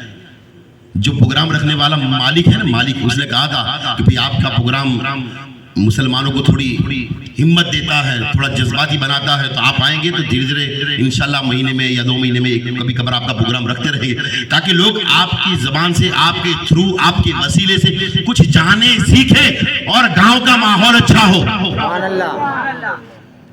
मुबारकबाद है वो लोग जिन्होंने आज प्रोग्राम रखा है। इसके जरिए आप जान पाएंगे कि हम मुसलमान क्यों होते हैं, हमें क्या करना है। आप लोग पहले बातें कर, लड़ाने के लिए या गीबत करने के लिए या ये करने के लिए, इसलिए प्रोग्राम नहीं रखा गया है। ये आपको बताने के लिए, समझाने के लिए कि मुसलमानों का काम क्या है। मुसलमानों के धंधे ऐसे नहीं है। मुसलमानों का काम यह है कि जब मुसलमान रास्ते से गुजर जाए तो देखने वाला गैर मुस्लिम भी ये कहे ये मुसलमान ऐसा है तो उसका नबी कैसा होगा। हमारा काम ये होना चाहिए। वरना आप सुन चुके हैं कि पहले मुसलमान को देखकर पूरी पूरी बस्तियां मुसलमान हो जाया करती थी। ये हमारा किरदार था। हमने आज किरदार ये बनाया कि आज हमें देखकर मुसलमान भी गैर हो रहे हैं, हमें देखकर। और लोग हमें देखकर इस्लाम जानते हैं, हमें देखकर वो समझते हैं कि मुसलमान ऐसे होते हैं। तो हम ऐसे बन जाएं कि लोग हमें देखें तो पता चले कि कुरान किसे कहा जाता है ना। इमाम हुसैन ने नेज़े पर चढ़कर भी कुरान सुनाया और दुनिया को दिखाया कि देखो मुसलमान ऐसे हुआ करते हैं। और आप जानते हैं कि इमाम हुसैन ने ये इतना सारा बोझ क्यों झेला, इतनी सारी कुर्बानियां क्यों दी। पूरा खानदान राह हक में निछावर कर दिया, सारा खानदान शहीद करा दिया। आखिरी लम्हे भी कहते रहे कि तौबा कर लो, इस्तिगफार कर लो, माफी मांग लो, मेरे नाना से तुम्हारी बख्शिश कराऊंगा। नहीं समझ पड़ी नहीं, थोड़ी चिमटी जाओ तुमको। यार पावर आपके अंदर ट्रांसफर करना पड़ेगा, सर्विस की आपको जरूरत है। अब अगर आपका सगा भाई या आपके गांव वाला कोई दूसरा आपसे लड़ाई हो जाए तो आप कहते भाई मरते जीवते की उड़ गई, शादी तो दूर की बात है, तेरी मैयत में ही ना आए, है ना। बहुत बड़ी बात नहीं, बस कोई छोटी मोटी बात थी। लेकिन यहां पर क्या था, यहां पर मुस्लिम बिन अकील को शहीद किया गया, उनके दोनों बच्चे औन मोहम्मद को शहीद किया गया। करबला में हजरत कासिम की जवानी लूट ली गई। अली अकबर जब घोड़े पर सवार हुए तो शहरबानो कहने लगी, ए मेरे भतीजे, तुझे देखकर मैं हमारे नाना मोहम्मद सल्लल्लाहु अलैहि वसल्लम को याद कर लिया करती थी। आप भी शहीद हो जाओगे तो हम नाना की याद कैसे बनाएंगे। हम शक्ले नबी अकबर। वो नौजवान 17-18 साल की उम्र घोड़े पर सवार है, सामने मौत का फरिश्ता इंतजार में है, कब शहीद करूं। अपने हाथों से सजाया, सवारा, तैयार किया और घोड़े पर सवार कर कहा जा तू अल्लाह की राह में फिदा होने जा रहा दीन इस्लाम के लिए। आज अगर कोई हमला हो जाए हमारी मस्जिदों पर, हमारा कौन हाजिर होता है? भाई एक मीनार तोड़कर चले जाए, क्या फर्क पड़ेगा? यही सोच रहे हो। यहाँ पर इस्लाम का सर नहीं झुकने दिया। अली अकबर को भी घोड़े पर सवार किया, 17-18 साल का शहीद हो गया। अब्बास नंबरदार दोनों हाथ काटे गए, सर कलम कर लिया गया। फिर क्या हुआ? एक के बाद एक, एक के बाद एक, एक के बाद एक, हर एक को अपनी आंखों के सामने शहीद होते देखा। हर एक की लाशें लेकर आए। कैसे लाशें, कैसे जिस्म, कैसी मैयतें, बगैर सर की। सुनाए ना कि नई बात है, नवा है, सुनते हैं लेकिन आप जान नहीं पाते, उसके अंदर आप तहकीक नहीं करते, उसको समझ नहीं है। जब शहीद कर दिया जाता करबला के मैदान में मुसलमान को, तो उसका सर कलम करके वापस ले जाते यजीद, क्योंकि यजीद के सामने रखकर उससे इनाम लेना था। अकेला धड़ लेकर आते थे, अकेला धड़ इमाम हुसैन लेकर आते, उनकी बीवी उनके बच्चे ये देखकर बहुत रोते, बहुत आफिका करते,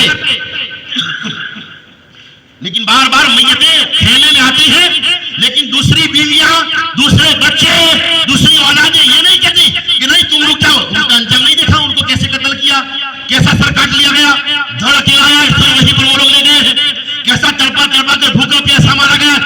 नहीं, बल्कि कहते, क्या कहते, फूफी आई, बहन आई, ज़ैनब आई, कहा कि मेरा बच्चा भी मैदान करबला में जाना चाहता, अपने भाई पर बेटे को लाई तो कहा नहीं, इन्हें शहीद नहीं, कि मेरे भाई की अमानत है, मेरे भाई की अमानत। भाई भाई की मोहब्बत देखो, सालों पहले कासिम के गले में इमाम हसन ने तावीज बांधा था जोर से, अरे कल परसों धंधा कर लेना, परसों कामकाज कर लेना, कल पूरा दिन सो लेना नमाज के बाद, लेकिन आज जाने के करबला में क्या हुआ था, कैसी कुर्बानियां दी थी। सालों पहले से हसन जानते थे, इमाम हसन जानते थे कि ये करबला का मैदान तैयार होगा, पहले से गले में तावीज बांध दिया, पहले से। इजाजत लेने के लिए गई, फूफी गई, हजरत शहर बानू गई, हजरत ज़ैनब गई तो मना कर दिया, नहीं मेरे भाई की निशानी है, नहीं इसे शहीद करने नहीं भेजूंगा, क्योंकि कोई भी जाता है मैदान में शहीद होकर आता है, मर कर आता है, कत्ल होकर आता है, नहीं मिली इजाजत। तो वापिस अपने खेमे में आए तो फूफी को और इमाम हसन को याद आया कि इमाम कासिम को याद आया कि मेरे वालिद ने मुझे तावीज पहनाया था और कहा था जब सबसे बड़ी मुसीबत आए ये तावीज खोलना। जिंदा थे तब से पर्दा फरमाने के बाद अपने भाई पर जो मुसीबत आने वाली थी उसकी फिक्र, यहाँ जीवते जीवत अपने भाई को मारने के लिए हम तैयार हैं। सुभान अल्लाह। पड़ती है ना समझ, कैसी मजा आती है खरी खरी। हमने काम ही ऐसे किए हैं, हमारे काम ही ऐसे हो चुके हैं, हमने तो पहले से जीवते जीवत अपने गांव में कयामत ला चुके हैं, और लोग देखकर डरते हैं कि भाई देखो ये संप इस गांव में नहीं है तो हमारे गांव में थोड़ी होगा। वो लोग इस काम से दूर हो जाते हैं। हमने एकता नहीं की, हमने मोहब्बत नहीं की एक दूसरे से, एक दूसरे की शादी में, ब्याह में, मैयत में एक दूसरे की मदद नहीं की। हमने ऊपर से कान भरे हैं, उसको तोड़वाने की कोशिश की है, उसे बिगाड़ने की कोशिश की है। अगर हम अच्छा करते तो रब्बुल अरबाब हमें सवाब अता फरमाता, लेकिन बुरा करते तो रब्बुल अरबाब हम पर लानतें फरमाता। वो तावीज खोला तो उन लोगों की आंखों में अश्क आ गए कि इमाम हसन जो सालों पहले शहीद हो चुके हैं, और कैसे शहीद, जहर दे देकर शहीद किया, और दुश्मनी इतनी ज्यादा कि उनका जनाजा जब अपने घर से बाहर निकला तो 32 तीर उनके जनाजे पर मारे गए। हजरत ज़ैनब ने जब जनाजा वापिस घर में आया तो ज़ैनब ने एक एक तीर अल्लाह अकबर कह के बाहर खींचा है। ऐसी दुश्मनी सैयदों से लोगों ने की है। और आला हजरत ने अपना अमामा सैयद के कदम पर रखकर कहा, अपना अमामा सैयद के कदम पर रखकर कहा कि खानदान रसूल आप पर इतना जुल्म हुआ है कि ये मेरी पगड़ी, ये अमामा आपके कदमों पर है, अब करबला न हो कभी करबला के बाद। ये कहने वाले इमाम अहमद देखा, पहले से लिखा हुआ था वो खत, वो तावीज लाकर इमाम हुसैन के हाथ में दिया, कहा देखो बाबा जान, ये मेरे वालिद ने पहले से मुझे इजाजत दी है। तावीज देखा तो कहने लगे वाह मेरा भाई, मेरा ईमानदार भाई, मेरा दिल जान भाई, मेरे जिगर का टुकड़ा भाई, तुझे पहले से पता था कि मुझ पर ये मुसीबत आने वाली है, पहले से अपने बच्चे को मेरे ऊपर निछावर करने के लिए तैयार कर रखा। आज तुम तैयार हो नहीं हो, बल्कि अपने भाई का काम बिगाड़ने के लिए तैयार हो। ऐसे काम करने हैं, कलमा मुस्तफा जाने रहमत का, कलमा अल्लाह रब्बुल अरबाब का, और आपस में फसाद मचाना, ये काम हमारा है। सुभान अल्लाह। देखा तावीज, इजाजत दे दी, मेरे भाई की इजाजत है तो फिर मेरी भी इजाजत है। गए वो भी शहीद, एक के बाद सब शहीद हो गए। बहुत लंबी बात होगी, फिर कभी बोलूंगा। सब शहीद हुए तो क्या हुआ, हर एक को शहीद करने के बाद भी आखिर में खड़े हो गए आखिरी बचे हैं। मौला अली का बख्तरी सामान बांधा, तलवार जुल्फिकार हाथ मिली, अमामा अल्लाह के नबी का सर पर बाजा सजाया, मैदान करबला में गए। डायरेक्ट हमला नहीं किया, डायरेक्ट लड़ने ना माने। आज तो कोई ना कुछ कह दिया, घर पर खड़ा रहे, कहां गया, कहने ऐसा किया ना। डॉन तो आज है, ताकतवर तो आज है। निसामी से जो कभी 10 जने निकला भी आप इसके घर में बैठेगा। ऐसे काम हमारा। लेकिन कोई एक जरा सी बात कह दो, हमें भरोसा नहीं करना चाहिए किसी की बात का। हमें पहले तहकीक करनी पड़ेगी, भाई तूने कहा कि नहीं। अगर कहा है तो तौबा कर ले और मुझसे मुसाफा कर ले, और नहीं कहा तो मैं उसके टाटियां तोड़ता हूँ जिसने गीबत करी है। उसे भी जाकर टाटियां नहीं तोड़े, तो खाली मजाक था। उसे कहना भी ये काम तेरे हैं, तो मुसलमान है, ऐसा मुसलमान है। कुरान में आया है, हदीस मुस्तफा में आया है, अल्लाह रब्बुल अरबाब फरमाता है अगर तुम जालिम हो गए तुम्हें हटा दिया जाएगा और उन लोगों को लाकर रख दिया जाएगा और तुम्हारी जबान से अज़ानें निकाल दी जाएगी और गैरों को ईमान दिया जाएगा। मेरी मस्जिदों में वो अज़ानें देंगे, तुम्हारी जरूरत नहीं है। ये रब ने कहा है, कह देना कि तू मुसलमान अगर बनना नहीं चाहता तो निकल जा, तेरी जरूरत नहीं। ये काम मुसलमानों के नहीं हो सकते। मुसलमानों का काम आपस में मिलाना है, झगड़वाना नहीं, लड़ाना नहीं, बुराई करना नहीं। आज तो हम मेड़ा भी मार देते हैं। मेड़ा भी हम क्यों मारे? देखो मैं जवानों में बहादुर हूं, मैं 10 जनों को आराम से मार सकता हूं, और मेरे सामने कोई हुआ एक जना तो इसको तो आराम से मार सकता हूं। लेकिन उसने कुछ ऐसा कर दिया कि मुझे पत्थर मारा या मुझे गाली दी, जैसा कि अबू बकर सिद्दीक को गाली दी गई थी। तो अबू बकर सिद्दीक से लोगों ने कहा कि आपको गाली बोल रहा है, तो कहा अगर मैं गुनहगार सियाकार हूं तो ये गाली क्या है, उससे बड़ी लानत मुझ पर हो। और अगर मैं नेक हूं, अल्लाह की बारगाह अगर मैं कबूल हूं तो अल्लाह जो इसका फैसला करेगा। मौला अली जब उस पहलवान के ऊपर चढ़ गए, गर्दन काटने ही वाले थे कि उसने गाली दे दी मौला अली को, उतर गए, तलवार हटा ली, एक तरफ निकल गए। वो पड़े पड़े सोचने लगा कि मौका था अली के हाथ में, मुझे मारा नहीं। खड़ा हुआ और कहा अली तेरे पास तो मौका था, मेरी गर्दन काट देता, क्यों छोड़ दिया? कहा मैं अल्लाह की रिजा के लिए तुझसे दुश्मनी कर रहा था, अल्लाह की मर्जी के लिए जिहाद कर रहा था। तूने गाली दी और अगर मैं तुझे मार दूं तो कोई ये ना कहे कि अली को गाली दी तो अली ने बदला लिया, ये ना कहे कि अली को गाली दी इसलिए बदला लिया। नहीं नहीं, मैंने तुझे छोड़ दिया।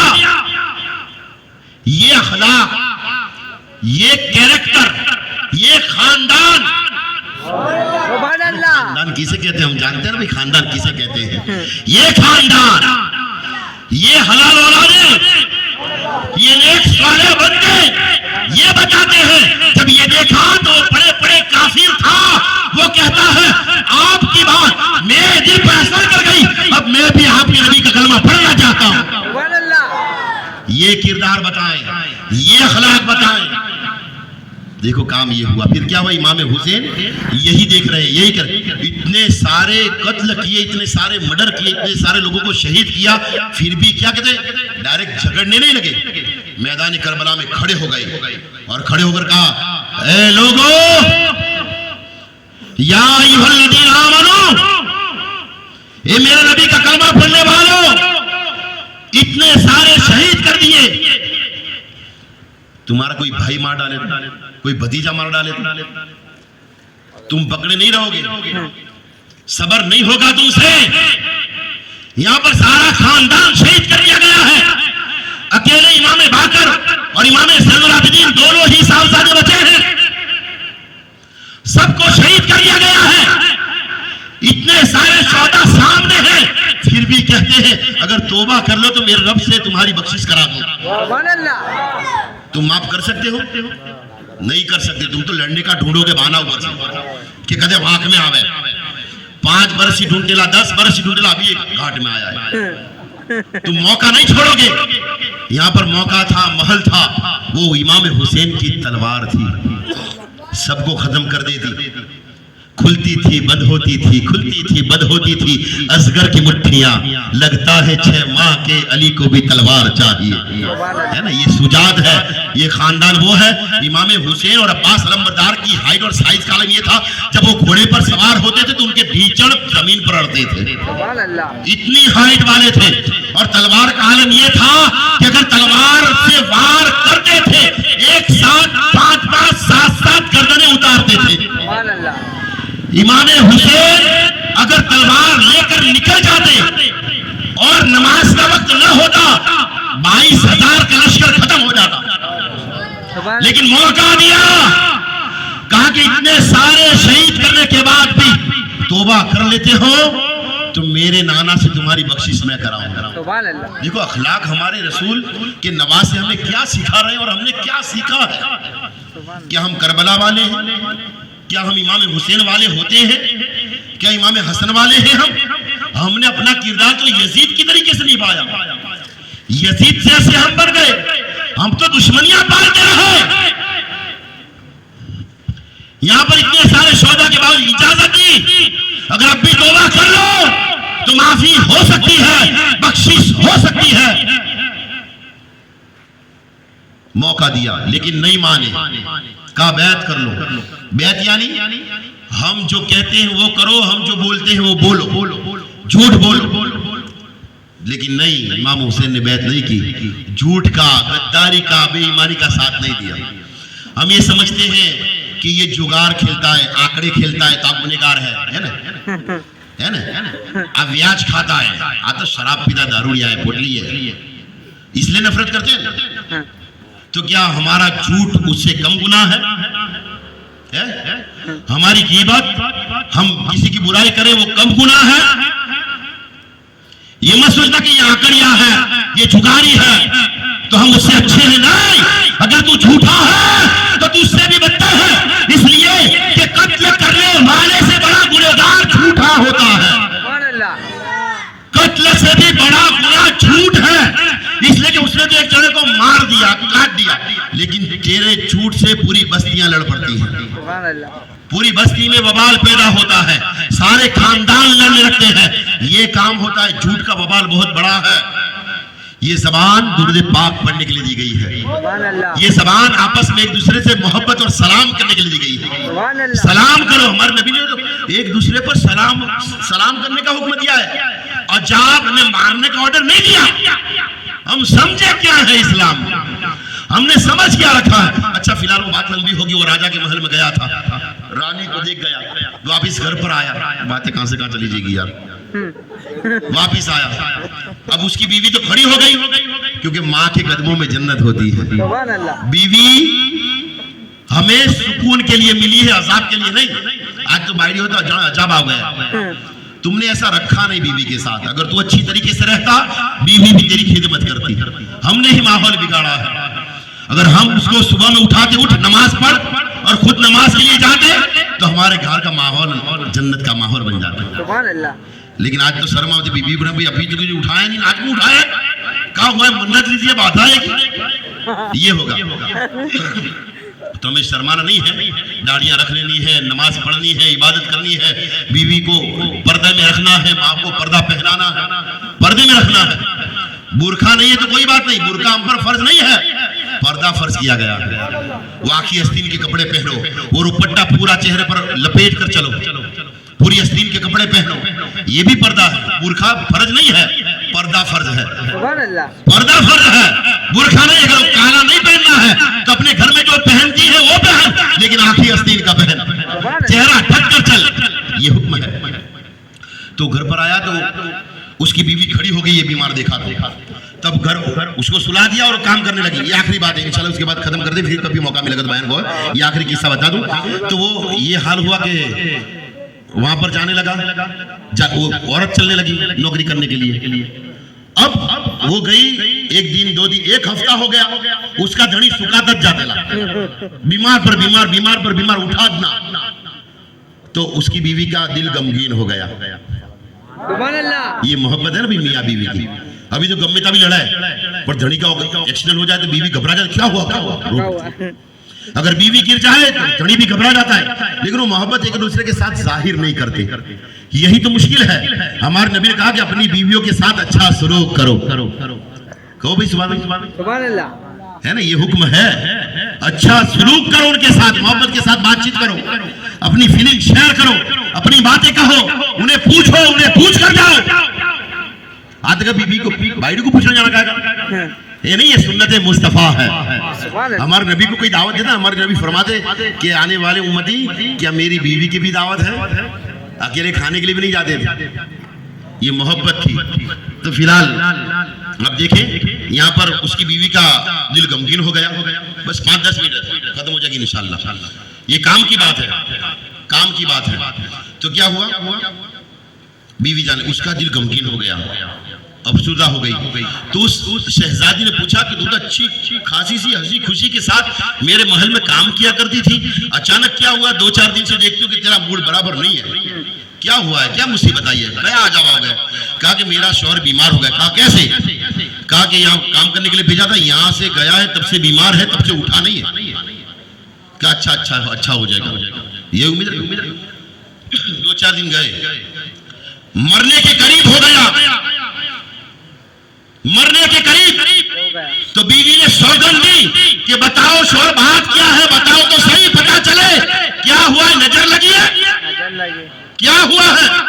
तो शौहर बोल पड़ा कि नजर नहीं लगी, लेकिन ये राज की बात है, तुझे बताता हूँ कि तू जब बीमार हुई तो तूने रानी के महल में मुझे भेजा था, वहां पर शहजादी पर मेरी नजर पड़ गई और मुझे उससे इश्क हो गया है, और उसकी खूबसूरती से इतना इश्क हुआ है कि अब दुनिया की कोई चीज मुझे अच्छी नहीं लगती।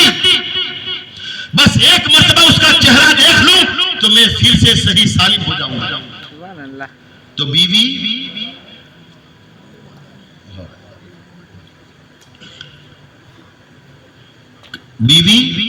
परेशान हो गई, लेकिन शौहर मरने पड़ा था, तब क्या करेंगे? उसे बचाने के लिए कुछ तो करेगी ना।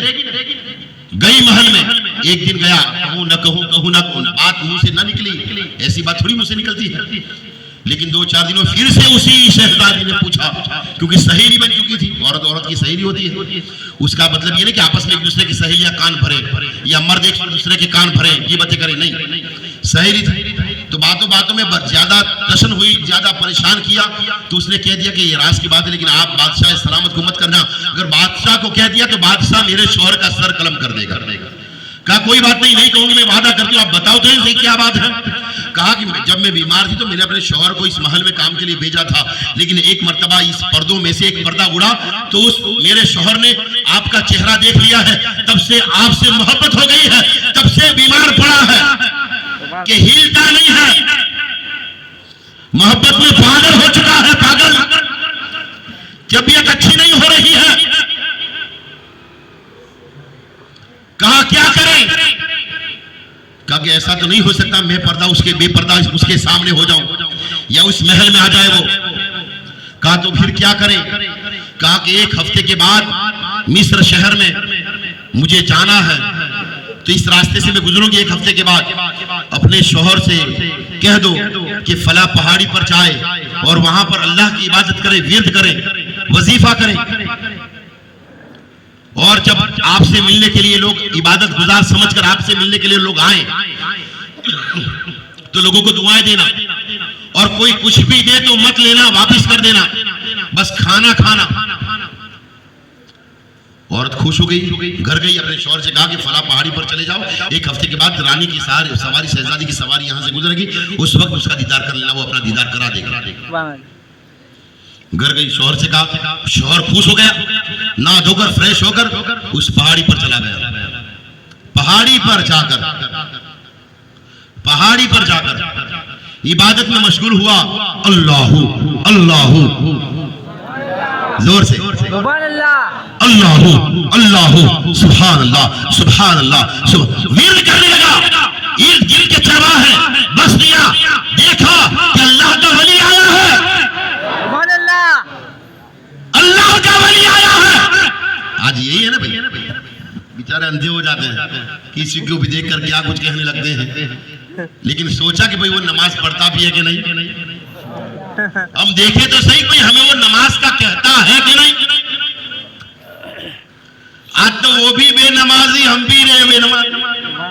हुजूर शेखुल इस्लाम वल मुस्लिमीन फरमाते हैं, एक शख्स पूछने लगा, भाई मसला पूछा था हुजूर शेख, लोग कैसे कैसे मसले पूछते हैं। उसने पूछा कि हजरत हमारा इमाम झूठ बोलता है, झूठे के पीछे नमाज होगी?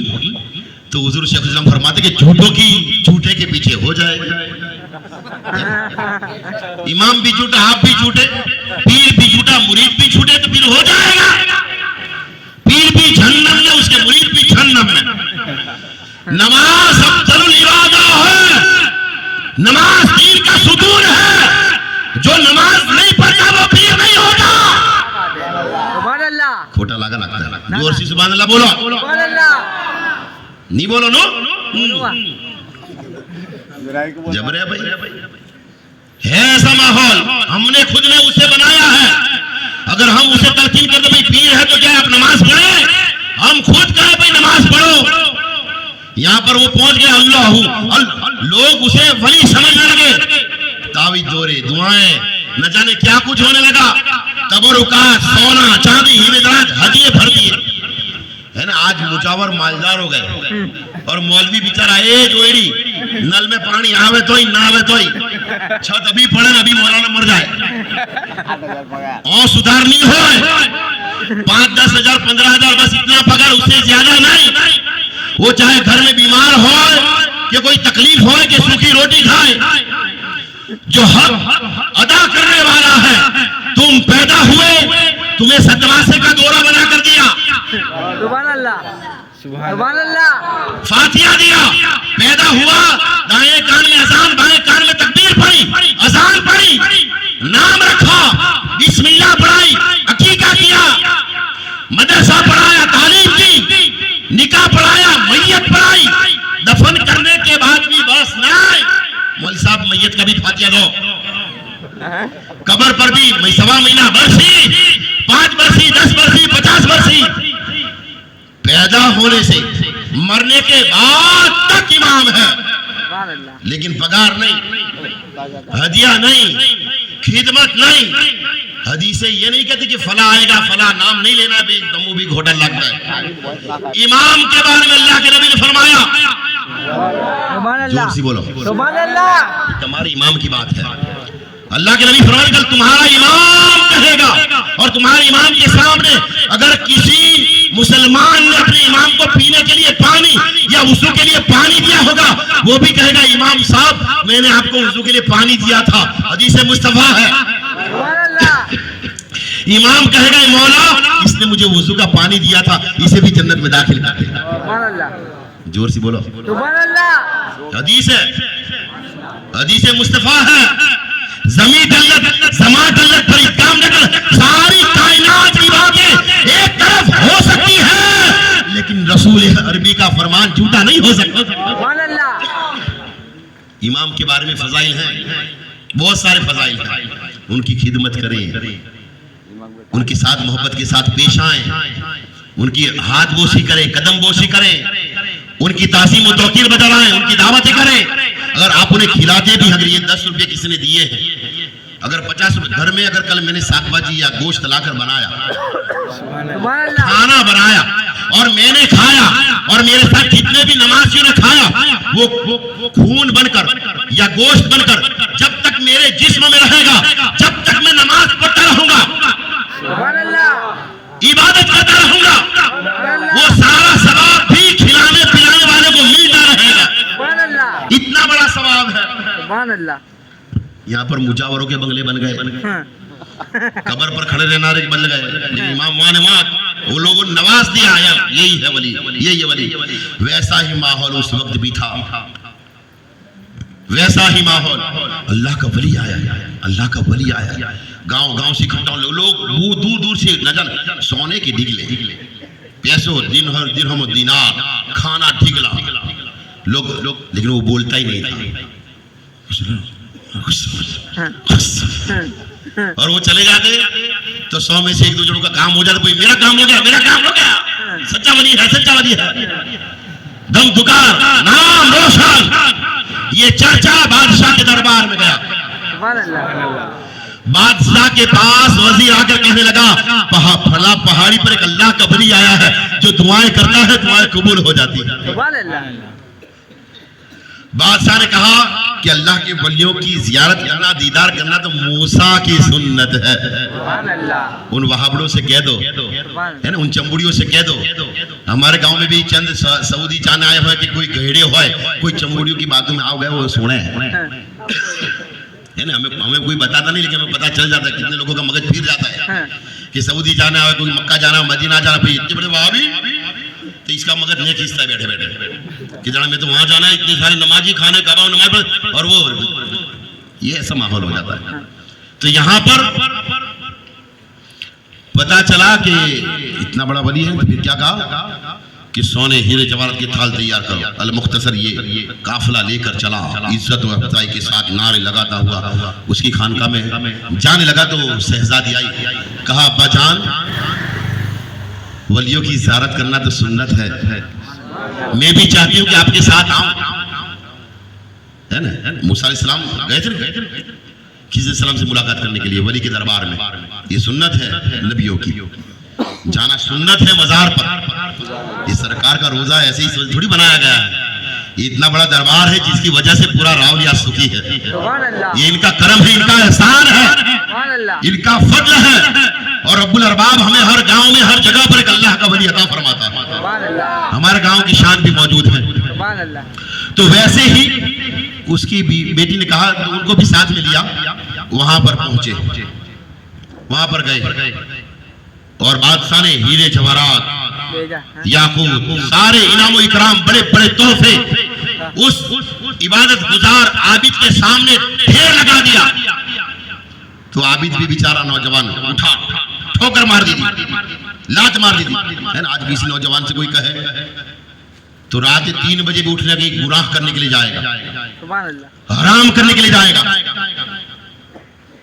गुमराह होने के लिए जाएगा। उर्सों में, शादियों में, जियारतों में, हर जगह पर आज नौजवान के मगज। लेकिन उन्हें बता दूं कि अल्लाह के नबी ने फरमाया कि पाक बीवियां पाक मर्दों के लिए है। सुभान अल्लाह। जोर से, सुभान अल्लाह। अगर कोई नौजवान बदकारी करता है तो ये आशा, ये उम्मीद न रखे उसकी बीवी भी उसे साफ सुथरी मिलेगी। अगर तू हराम कर चुका है तेरे दामन में भी वैसी ही आएगी। सुभान अल्लाह। ये मैं नहीं कहता, मुस्तफा जाने रहमत कहते हैं। सुभान अल्लाह। तो अगर तुम ऐसी बीवी से बचना चाहते हो तो खुद सुधर जाओ। तो आप देखें अल मुख्तसर कि वो बादशाह पहुंच गया, पहुंचा, उसने ठोकर लगा दी, क्योंकि बीवी उस शहजादी ने पहले से कहा था कि ठोकर लगा देना। तो ये सारा माल दूसरे वजीर और नौकर सागर सब समेटने लगे। अब वो बादशाह नीचे उतर गया, थोड़ी बातचीत करने के, क्या करें अब, ये तो कुछ लेते नहीं है तो कुछ तो देना पड़ेगा ना, पी रहे तो कुछ तो चाहिएगा नहीं, इससे शर्मा गए जाने। तो नीचे अगर बात करें, कब तक उसकी बेटी, वो शहजादी उस नौजवान के पास पहुंची जिसने सर पर रुमाल डाला हुआ था और यही कहता था अल्लाहू। सुभान अल्लाह। सुभान अल्लाह। 2 के 3 मिनट जो सी बोलो सुभान अल्लाह। सुभान अल्लाह। 2 के 3 मिनट, ज्यादा नहीं। वादा चलो, हाँ। डर लगता है अर्जी कला का जो खेचागी ना।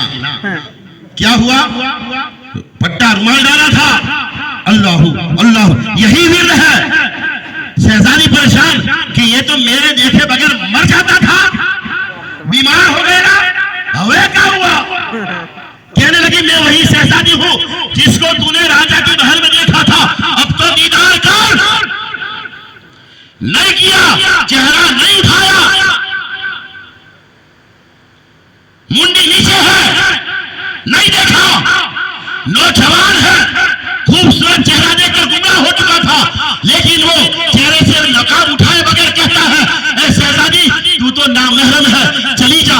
वो कहती है तू नामहरम कहता है, उस दिन देखा था और देखने की ख्वाहिश थी, अब क्यों नहीं देख रहा। वो नौजवान कहता था जब से मैंने अल्लाह का विर्द किया है, अल्लाहू अल्लाहू कहा है, तब से लेकर अब तक अल्लाह ताला मेरी नजरों में बस चुका है।